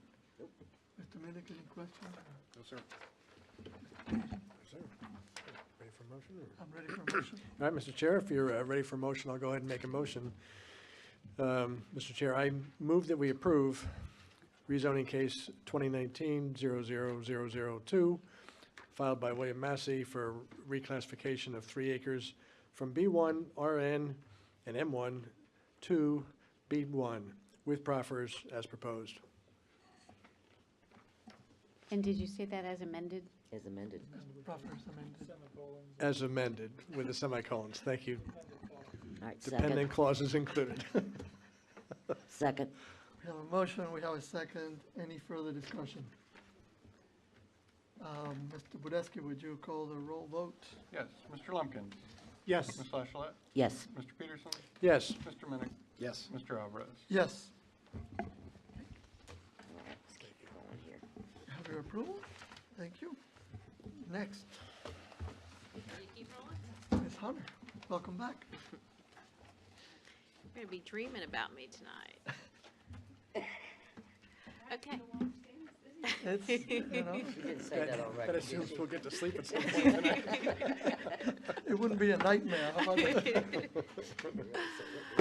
The next public hearing is, we're moving into our conditional use permits now. This is a CU 2019-0002, an application filed by Hazel Fleming to allow a conditional use permit for truck hauling for more than 3 trucks for a property that's on Mannequin Road. The property is 3.46 acres. The comprehensive plan designates the property low-density residential, and the zoning of this property and the surrounding properties are zoned A2. So this is a 20-foot private drive that comes off of Mannequin Road, and it serves about 8 properties. This is what the property looks like. You can see most of the property is wooded except for the front portion where the trucks are stored. There is some trees on both the north and south that do provide some screening of the trucks. The applicant has built a house on the property and lives on the premises. The A2 zoning allows up to 3 trucks by right. Mr. Fleming has up to 10 trucks on his property. He uses 1 to 3 trucks a day, so there are people moving around, but he would like to store up to 10 trucks on the property. So this is a conceptual plan. As I said, that the north and south had some buffer areas, so these are tree save areas on the north and south property line. Mr. Fleming's house is located here. Towards the rear of the site. There's be area designated for employee parking in this area, and then the trucks would be parked in this area, and the applicant would provide some privacy fencing located along the private road here with an L-shaped, and then a fencing along here to allow just the driveway entrance, but some screening of those trucks. A POD will be required. The CUP would permit hours of operation Monday through Friday from 7 to 7 and 9 to 5 on Saturday, and no truck hauling activities on Sunday. A community meeting was held in January at Mount Olive Baptist Church. Staff and Planning Commission member Mr. Duke and 15 citizens attended the meeting. There were no concerns with the proposed CUP, and all were in support of the application. At the Planning Commission meeting, the request was approved with 4-0 vote, and there was at least 7 or 8 adjacent property owners that also spoke in support of this request at the Planning Commission meeting, and there was no opposition. I do want to run through the conditions for you. The first one is the use, that the truck operation would be permitted on this property. Conceptual plan that was shown in the presentation is referenced. The limit on automobiles would be, again, there we go, automobiles, no more than 10 trucks. We're going to correct that with the zoning rewrite. That's going to be the next thing on my list for the zoning rewrite. So no more than 10 trucks would be permitted at any time. No outside storage would be allowed. The vehicles would be screened by an opaque fence or approved plant material as shown on the conceptual plan. Minimum 10-foot natural buffer on the north and south property lines, and the screening material shall be installed within 60 days of the CUP approval. The applicant is asking, as part of the CUP, for a waiver by the board to allow the area to remain gravel other than the parking, other than the handicap space, which is required by ADA requirements, to leave it gravel and not do that hard surface. For repair activities, they must all be conducted inside a building. They'd have to be in compliance with all state and environmental laws in terms of fluids and things that are with this type of use. The hours of operation I reviewed as part of my presentation. We are recommending a 5-year time frame for this project, and then our standard transfer of lease condition. I'd be happy to answer any questions. Questions for Ms. Hunter? Mr. Chair, for Joanne and maybe for the board too, is there any discussion of a 10-year CUP on this versus 5? This was not, we went with our standard, we have our timeframe policy, 5 years if it's sort of a traffic or noise generating. This did come about as part of a complaint, which is why we went with the 5, but if the board wants to recommend 10 years, that's acceptable to staff. Thank you. Any other questions? Is the applicant here? Would the applicant like to speak?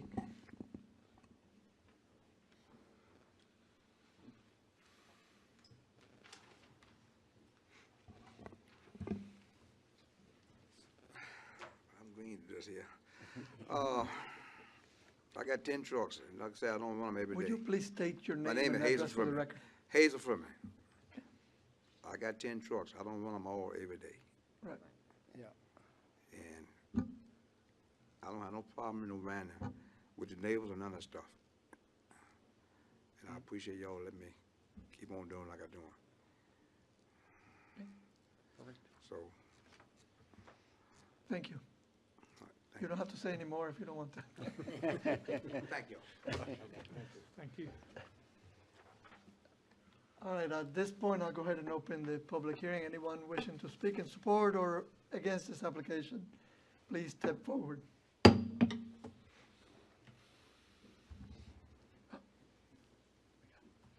got dueling. Dueling. Da-da-da-da-da. I'll make this brief. Jonathan Lau, 1521 Mannequin Road. I have to confess to a conflict of interest.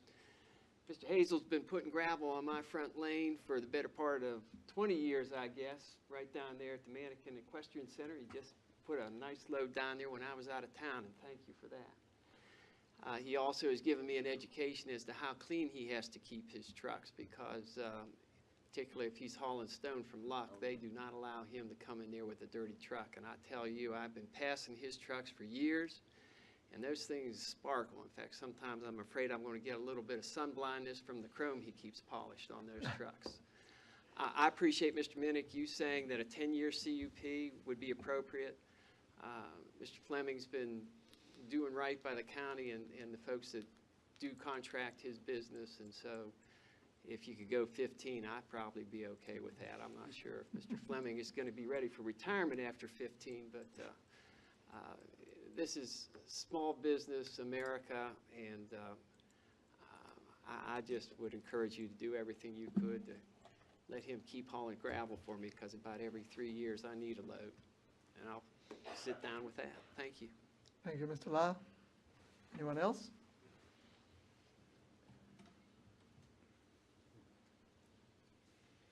My name is Ben Otley. I'm at 1705 Mannequin Road. My property sits between Hazel and Mannequin Road. So every single truck that Hazel runs comes in front of my property when it leaves and when it comes home. I have 2 young children and 2 dogs. Never a concern with his drivers. Everyone's very respectful. Hazel couldn't be a better neighbor. He's been running out of there for the 5 years that I've lived there, and never any problem. I think this is fully in line with everyone else in the community. My mother has a horse farm just across from Hazel. My uncle has a piece of property that touches Hazel. We're all in major support of him. One concern I have is why a POD is being required on this, since this is not a change of use and there's no development being done. Nothing's being changed. He put up a couple fences and cleaned up some, which being as he's surrounded by trees on all sides, you can barely even see the fence through the trees looking for my mother's property, so that was in good faith of him to do that. But I don't see any reason for him to go through the POD process and the significant expense, which I'm not sure has been discussed with him on exactly how the POD process work and how expensive that may be, and also how that could potentially open up Pandora's box for no good reason. Thank you.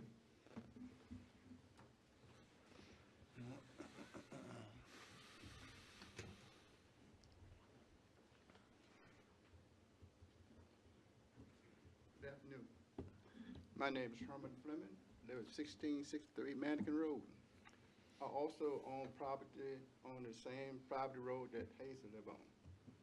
Hazel been doing this work for 30 years or longer, and he's working on land that is granted down by his great-great-grandfather. So it's not like he's an outsider coming from New York down here trying to start a business. He's been doing business in this area for 30-some years, no complaints up to now. And I would like to see him continue on. I know the county and the people around do not like big trucks. That's the known facts. Once Hazel's trucks leave his property on the morning, it's gone for the day. It's not like he's running in all day long. He leaves 7 o'clock in the morning, come back 5 or 6 o'clock in the evening. So he's not really disturbing the neighbor. So I would like to see him continue on doing what he's doing. 15 or 20 years, but he's not gonna make it 20 years though. Thank you. Thank you, Mr. Fleming. Sounds like a challenge.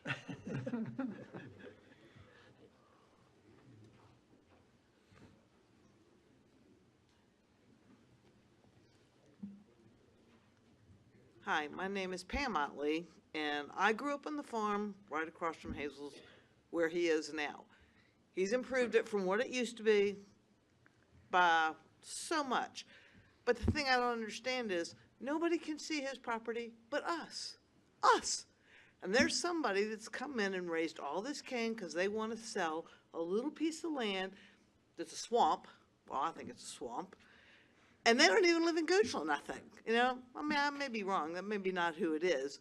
But it's wrong. It's just wrong for Hazel to be treated like this. He lived on Mannequin Road, drove those trucks up and down. Nobody ever complained. Not ever. He moved his house, so he's hiding in a hidey hole. We like to have him there. Suits me fine. But he did that to make somebody else happy. So now he's moved his house. He's moved his business. He's in a hidey hole. And they're still going after him. Is that right? You tell me. That's all I have to say. Thank you, Ms. Utley. Yes. No, I Thank said, you. thank you, Ms. Utley. Anyone else?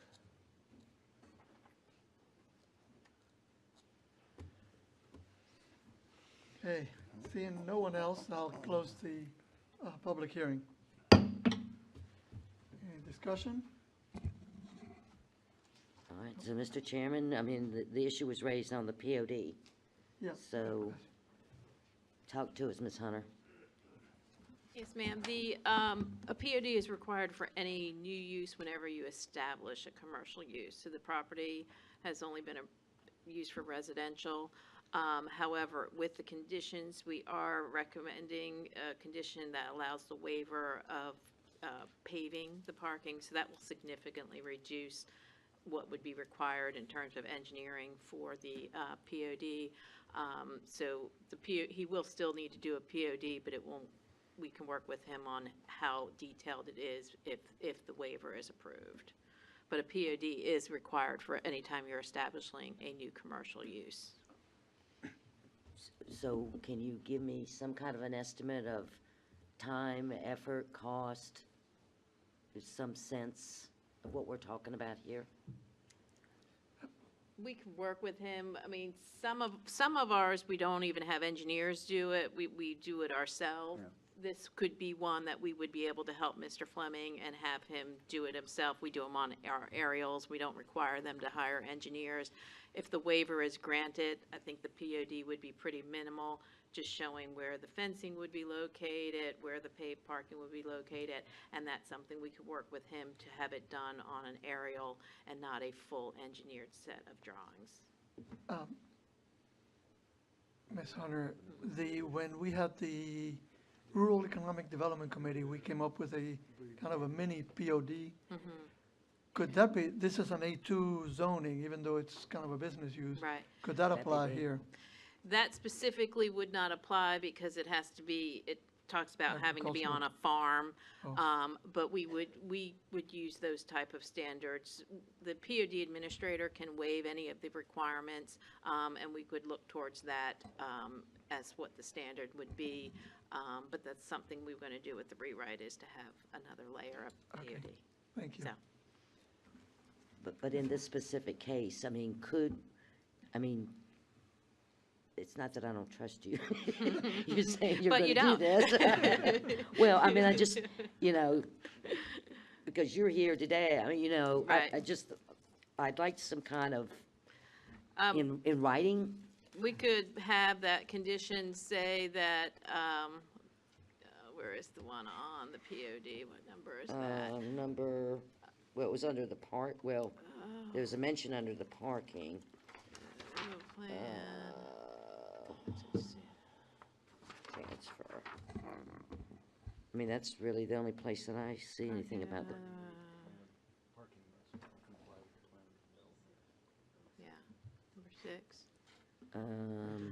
Parking for the use must comply Number with the plan 6. of development. We could add a statement, number 6, is that the POD administrator will work with the applicant to waive engineered drawings, and then they would just be done on an aerial that we would help Mr. Fleming hand draw. I would assume or guess that by waiving, if we agree to waive the engineering drawings, that is an expense that the applicant would not have to pay for? That would be a significant expense that he would not have to incur if that was added in there. Is there anything else that we can do other than waiving the engineer drawings? That would be all he would really need to do, so we would That's all it work is. with Okay. him to Okay, do it just on an asking. aerial. There shouldn't be costs involved if that was, the engineered part was waived. fair That's enough. something we could work with Mr. Fleming on. Thank you, okay, thank you for that. Okay. Thanks. Any questions or? Ms. Hunter, real quickly, I'm sorry. Yeah, Not so thank you. fast. Thank you, Mr. Chairman. We're gonna wear you out before the meeting. I kind of sense where the board is on this, and Mr. Fleming is, sounds like he's a great neighbor, and he's running a great business. But question I have is, I hear he's been doing this for 30 years and everything, so has he been flying under the radar or just been out of compliance for a long time? He used to be located around the corner Different at location. Mannequin and Grand, and then he's recently relocated to this property. There was a complaint that was submitted to the zoning office. The zoning office went out and inspected the property, and that's how So we long got to ago- where we How are. long ago was that? Mr. Fleming, when did you move to this location? Applicant said 2 years 2 ago. years ago, he moved to the location? Yeah. Okay. All right, thank you. Okay. Any other discussion? Comments? Or do we have a Yeah. motion? Yeah, Mr. Chair, it's District 4. Yeah, of course, the Flemings are an institution in Goochland. I mean, I don't know what more you can say. So this is, I would move that we approve the conditional use permit to allow truck hauling operations exceeding the 3 trucks up to 10, I believe is what we have, with the amended portion of the POD administrator will waive certain engineering drawings and requirements as part of the plan of development application portion of this, and that we extend the CUP to expire the last day of March 2029, and I think Hazel will probably certainly be around much longer than that, or at least we hope so. And so that would be my motion. Second. We have a motion and we have a second. Any further discussion? If not, Mr. Brzeski, would you call the roll? Mr. Peterson? Yes. Mr. Lumpkins? Yes. Ms. Lachlet? Yes, Mr. Minnick? Yes. Mr. Alvarez? Yes. Mr. Fleming, you have your approval. Thank you. Next item, Ms. Hunter.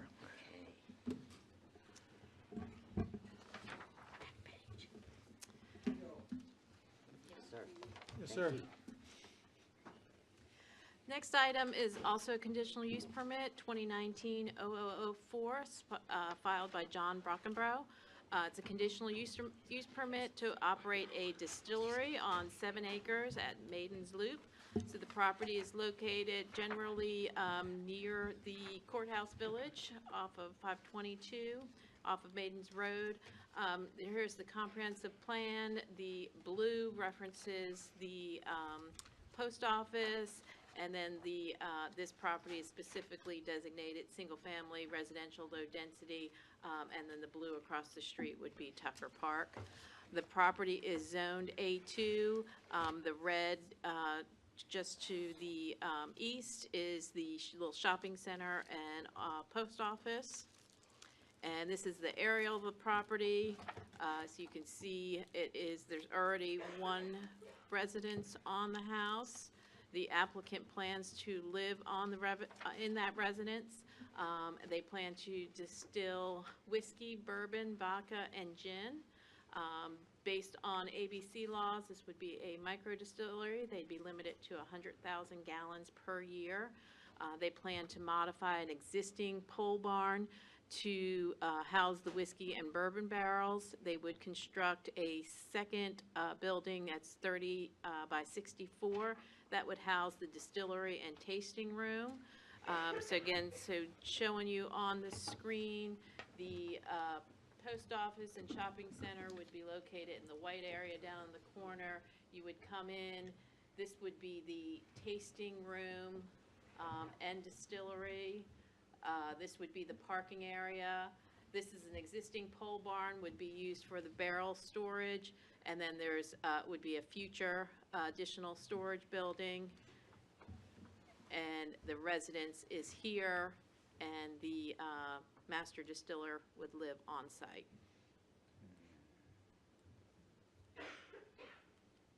My thing just died. That's an example of what the tasting room would look like. That's the 30 by 64 new building. And you can see the existing residence at the top, which would be located also on the site. Again, a POD would be required for this use as well.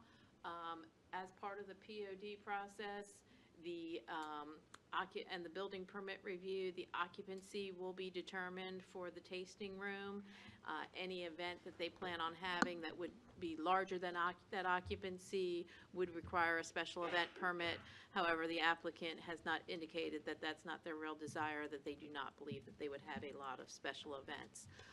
The cut would permit hours of operation for the tasting room to be from 1 to 7, Thursday to Saturday. And distilled spirits may be sold during hours and days permitted by ABC retail operations. Access to the site would be provided by an existing driveway access across a 50-foot access easement via Maiden's Loop. The applicant is requesting a waiver of Section 10 of the zoning ordinance, which prohibits places of public assembly on shared private roads. So I want to show you this. You can see where Maiden's Road ends. It's a state road to this point. You then have the shopping center. There's a 50-foot access easement that would be shared with this entrance. You can see it there a little bit better with the sketch. Community meeting was held back in January. Mr. Alvarez, Planning Commissioner Duke, and 8 residents attended the meeting. There were questions about what types of products would be distilled, what would be the private well impacts, because these are large water users. The applicant did indicate that they would be developing an artisan well, which is much deeper. There was questions about signage and about future expansion. At the Planning Commission last month, this was approved with a 4-0 vote. One person spoke at the public hearing, didn't really speak in support or in opposition. They just had some questions about where the signage would be located and how would people know how to get into the access drive. So the conditions proposed with this is, number 1, the use would be a distillery. A plan of development or a rural plan of development would be required. Property would develop generally conformance with the site plan that was shown as part of the presentation. Parking for the use shall comply with the POD. This is where they're asking also again to waive the paving requirement for up to 25 spaces. So they would be required to pave their handicap spaces, but again, as part of our agritourism, to allow those properties to remain gravel and not require them to be paved, so that's a waiver. There's also the access waiver to allow this use to be on the shared private road with the shopping center. That applicant has indicated, that owner of the shopping center indicated they have no concerns with that occurring. And they would be allowed 1 detached sign, no more than 25 square feet. Hours of operation would be 1 to 7, Thursday, Friday, Saturday. The use of subwoofers or amplification of sound is prohibited outdoors. Lighting would be dark sky compliant, and then our standard transfer or lease condition. I'd be happy to answer any questions. Questions for Ms. Hunter? I'm sorry, Mr. Chairman. So what is the maximum occupancy of the tasting room? We have not determined that yet. We'd wait till we get the building plans, and it's identified by the building official when we know the size of the room. Right. We know that the building is 30 by 64. We don't know how much is for the distillery, how much is for the tasting room. Gotcha. So we cannot give you at this time, but it will be determined at the POD and building permit stage. Would the public, would the guests there occupy the tasting room, or will there be outside events planned? I'll let the applicant speak to Okay. that. Fair enough. Thank you. Any other questions for Ms. Hunter? Real quickly on the signs, no flashing or animated signs permitted, but, and that's fine, but that makes me just think, would they be permitted anyway? Or wouldn't such a thing violate our existing sign ordinance? Yes, the no flashing or animated signs are prohibited signs in our zoning ordinance. So that why last do you have to statement does say not it? need to be in there. So that does not need to be in there? Yeah, that's okay with me if we take that out, and just have the person comply with the existing sign ordinance. Thank you. Any other questions for Ms. Hunter? Would the applicant like to come up and speak? Thank you, Mr. Chairman. Darvin Satterwhite, 3013 River Road West. I had some slides to show you, but I think Ms. Hunter's already shown all my slides, so I'll forego that. And she's indicated, and I think that you've sped us along here. But one of the things that is important about this, a micro distillery is, and Joanne's mentioned this, it's important to keep in mind that the licensure will not allow us to go over 100,000 gallons of production, of sales productions. So we are limited to that. Hence, you have the scale of what we have here that gets, I think, to what you asked about the tasting room. We have on our conceptual plan basically something that would be around 10 parking spaces. So it is not really set up to begin with for big events. I mean, we only have 10 parking spaces. It could go up to 25. Now, we're limited to 25 under the cup conditions. But even so, a facility like Licking Hole Brewery, for example, which would have a huge parking area, is set up better for those public events. We're not. Our hours are not set up for that. As you can see, under the conditions, Thursday, Friday, and Saturday, 1 to 7. So we're not really, that's not what we're about. So it's not set up in the same way that a brewery is set up for those type of public events. I will mention that and the staff report, I think, also points this out as well. It is consistent with the comprehensive plan in the sense that it complements agribusiness. And it's interesting because, and I didn't know this until I became involved with this application, but the product that we produce will come, what we hope to come, from mostly local grains. It's more economical for us to get it. And it's also better for local farmers to at least have another potential buyer for their products.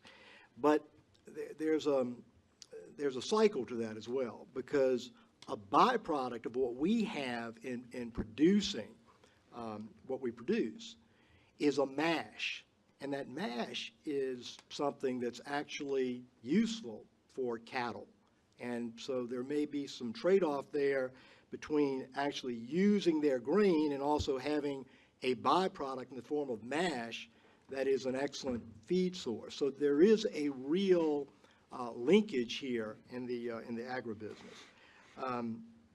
Other than that, I'd be happy to answer any questions that you have. I think the staff has pointed out pretty much what I had intended to tell you, but happy to answer any questions you've got. Mr. Brokenbro's here. Mr. and Mrs. Brokenbro is also actively involved in the business and certainly know more of the actual details of the production than I do, but we'd be happy to answer any questions that you may have. We are in full support of the conditions that the Planning Commission, the staff put together and the Planning Commission has recommended, and would ask for your favorable consideration and acceptance of the Planning Commission's recommendation. Thank you, Mr. Satterwhite. Thank you. Any questions? I'll let Mr. Satterwhite, since you just said you support the conditions, are you, you don't have any concerns with if we perhaps take out the no flashing or animated signs are permitted and just leave it that compliance with the sign ordinance is sufficient? Exactly. We would have to comply with the ordinance, and you're exactly right. So that's, we would have no problem with that whatsoever. Thank you. Thank you. All right, at this point, I'll go ahead and open the public hearing on this case.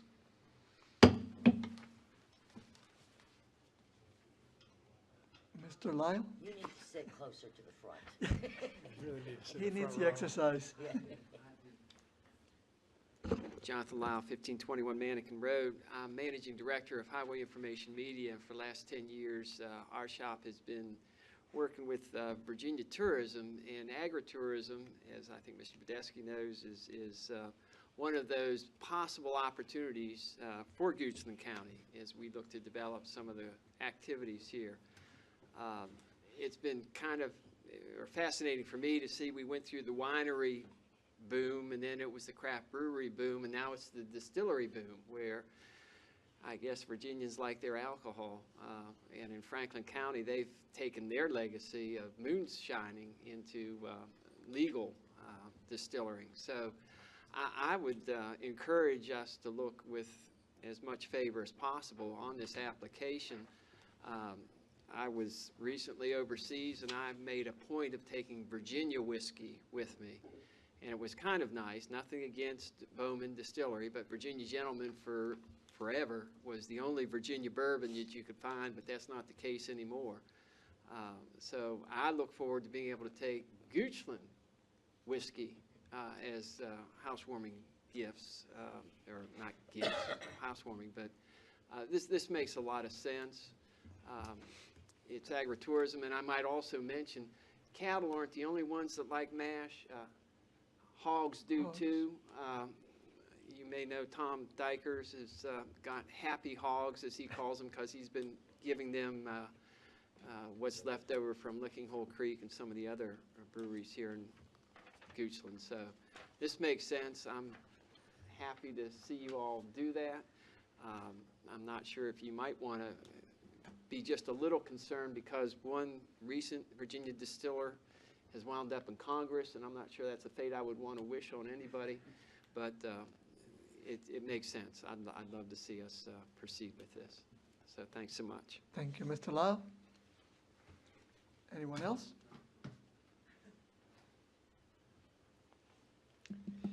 Seeing no one else, I'll close the public hearing. Mr. Minnick, did you have a comment? Yeah, just a question maybe. So it is on a shared private road, is that right?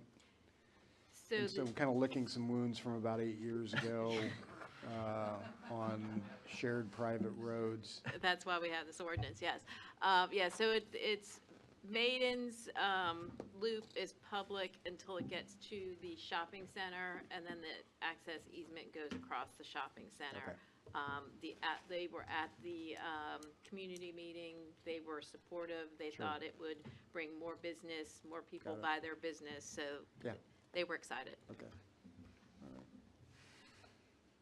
I believe one of the things that they asked for, and I think we've covered it, was enough signage so people would make that proper turn and not go straight into someone else's property. I think we've got that covered. That'll only be a problem on the way out. Yeah. If they stay too long, they might not be able to get out. Okay, You're only allowed so much when you're. yeah, that's right. Yeah, it's tasty. Pretty limited. Any other questions for the applicant or discussion? If not, I'll entertain a motion. Mr. Chairman, I move that we approve CUP application CU 2019 2022-000004 with one amendment to the conditions, and that is the deletion of the last sentence in number 6 that reads, "No flashing or animated signs are permitted." I would delete that sentence, and other than that, approve as presented. We have a motion. Do we have a second? Second. We have a motion and a second. Mr. Wadesky, would you call the roll? Ms. Flashlight? Yes. Mr. Minnick? Yes. Mr. Peterson? Yes. Mr. Lumpkin? Yes. Mr. Alvarez? Yes. Have your approval? Next, Ms. Hunter. Where's Ms. Dearden?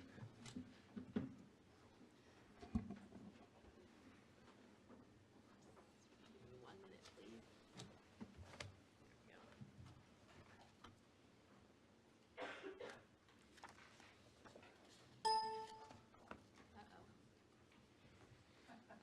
Didn't mean to hit that.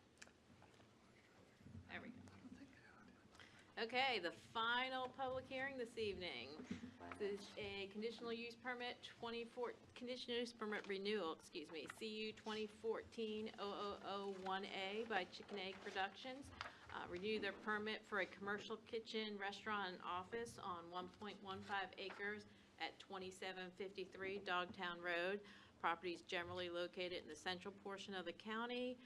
You can see the red portion that's highlighted, that's the property. It's directly across the street from Central High School, and then the nursing home is located just a little bit 2 properties down to the south. This property and all the surrounding properties are zoned A1. You can see the high school with its little white 1-story building. There are several other uses in that, and they have one of the tenant spaces. There's a more close-up position of that. So the approved uses are a commercial kitchen. So the kitchen is approved by the health department, so people who are either doing value-added with their products, they can come to this kitchen and use it as a commercial kitchen. Some of the food trucks use it for prep, things like that. This CUP also includes office use, and there has always been a provision for a restaurant. At some point, they thought that they might want to offer food. They have not done that, and if they were to do the restaurant portion of this, a POD would be required because they would have to have higher parking standards than what they have right now. A community meeting was held in January. Nobody attended the meeting. At the Planning Commission meeting last month, this request was approved with a 4-0 vote, and no one spoke at the public hearing. So the conditions are generally the same as the 2014, just updated. So again, the use would be a professional office, restaurant, and commercial kitchen. All parking must be in approved parking spaces. No parking is permitted on Dogtown Road. All lighting would be dark sky compliant. The commercial kitchen portion is a 24/7 operation, but the hours of operation for the office would be 7 to 9, Monday through Saturday, and Sunday 9 to 9. They're allowed 32 square feet of signage. The applicant must satisfy all health department requirements relating to the operation of a commercial kitchen. The restaurant use, property cannot be used as a restaurant unless increased parking requirements are met. And we are recommending a 10-year extension, which is consistent with our policy for time limits. And then we have our standard transfer or lease. I will say that there has been no violations or any concerns or any neighborhood complaints in the 5 years that this CUP has been operating. So I'd be happy to answer any questions. Questions for Ms. Hunter? Could you go back one slide for me, please? Thank you. I just wanted to read. Back up. Just wanted to read something. Would the applicant like to speak? Good evening, Sorry, everyone. so late. Last but not least. She works 24/7. I feel like I do sometimes.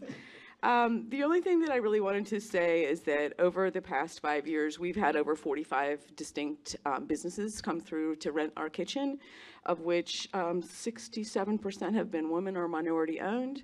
And we are continuing to work with all different types of food businesses, many startups, but some are already existing and they've just outgrown their home space.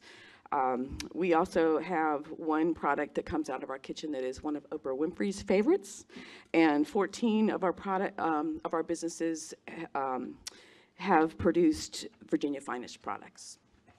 So it's been a great little entrepreneur focused business.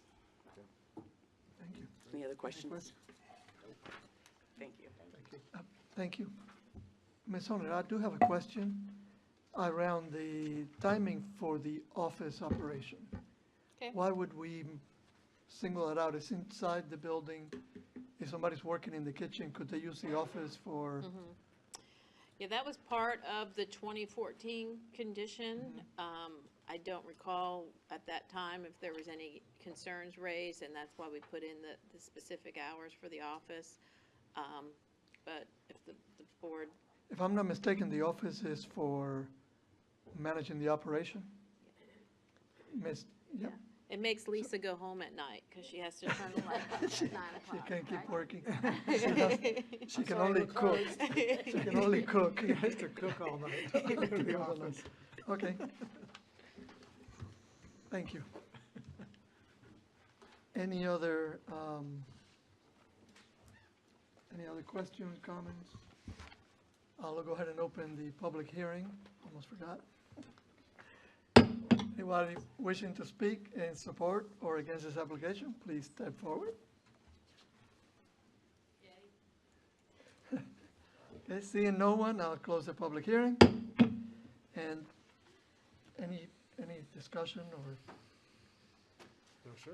Seeing none, and since this is in District 2, I will go ahead and make the motion to approve the application as presented for the extension of the conditional use permit, with the exception that I think the office hours should be equal to the kitchen hours. I'll second that. So Just you strike. would like the 24/7 operation for commercial kitchen and professional office? Yes, Yes. Mr. Chair, just clarification on that. Office hours being open, is that where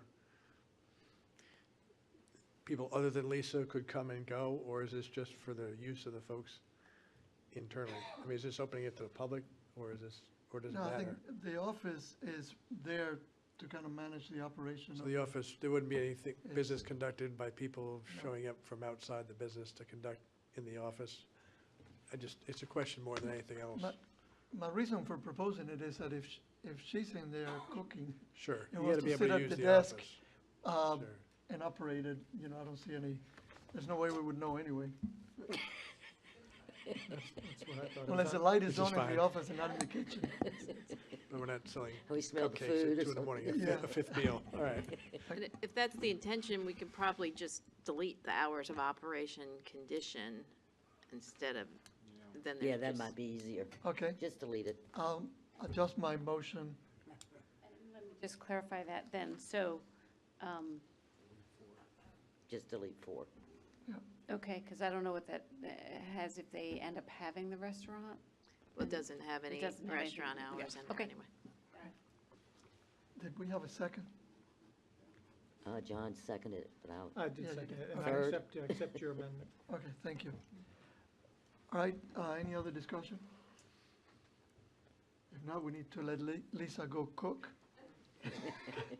Mr. Budesky, would you call the vote? Mr. Peterson? Yes. Mr. Lumpkins? Yes. Ms. Flashlight? yes. Mr. Minnick? Yes. Mr. Alvarez? Yes.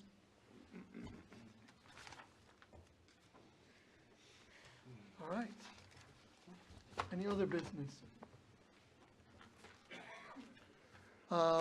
Seeing no other business, we will adjourn the Board of Supervisors to Tuesday, May 7th We will have an audit committee meeting at 1:30 on May 7th. And then our regular meeting will begin at 3 p.m. And then the public hearings at 7 p.m. Thank you all for coming and hanging out with us.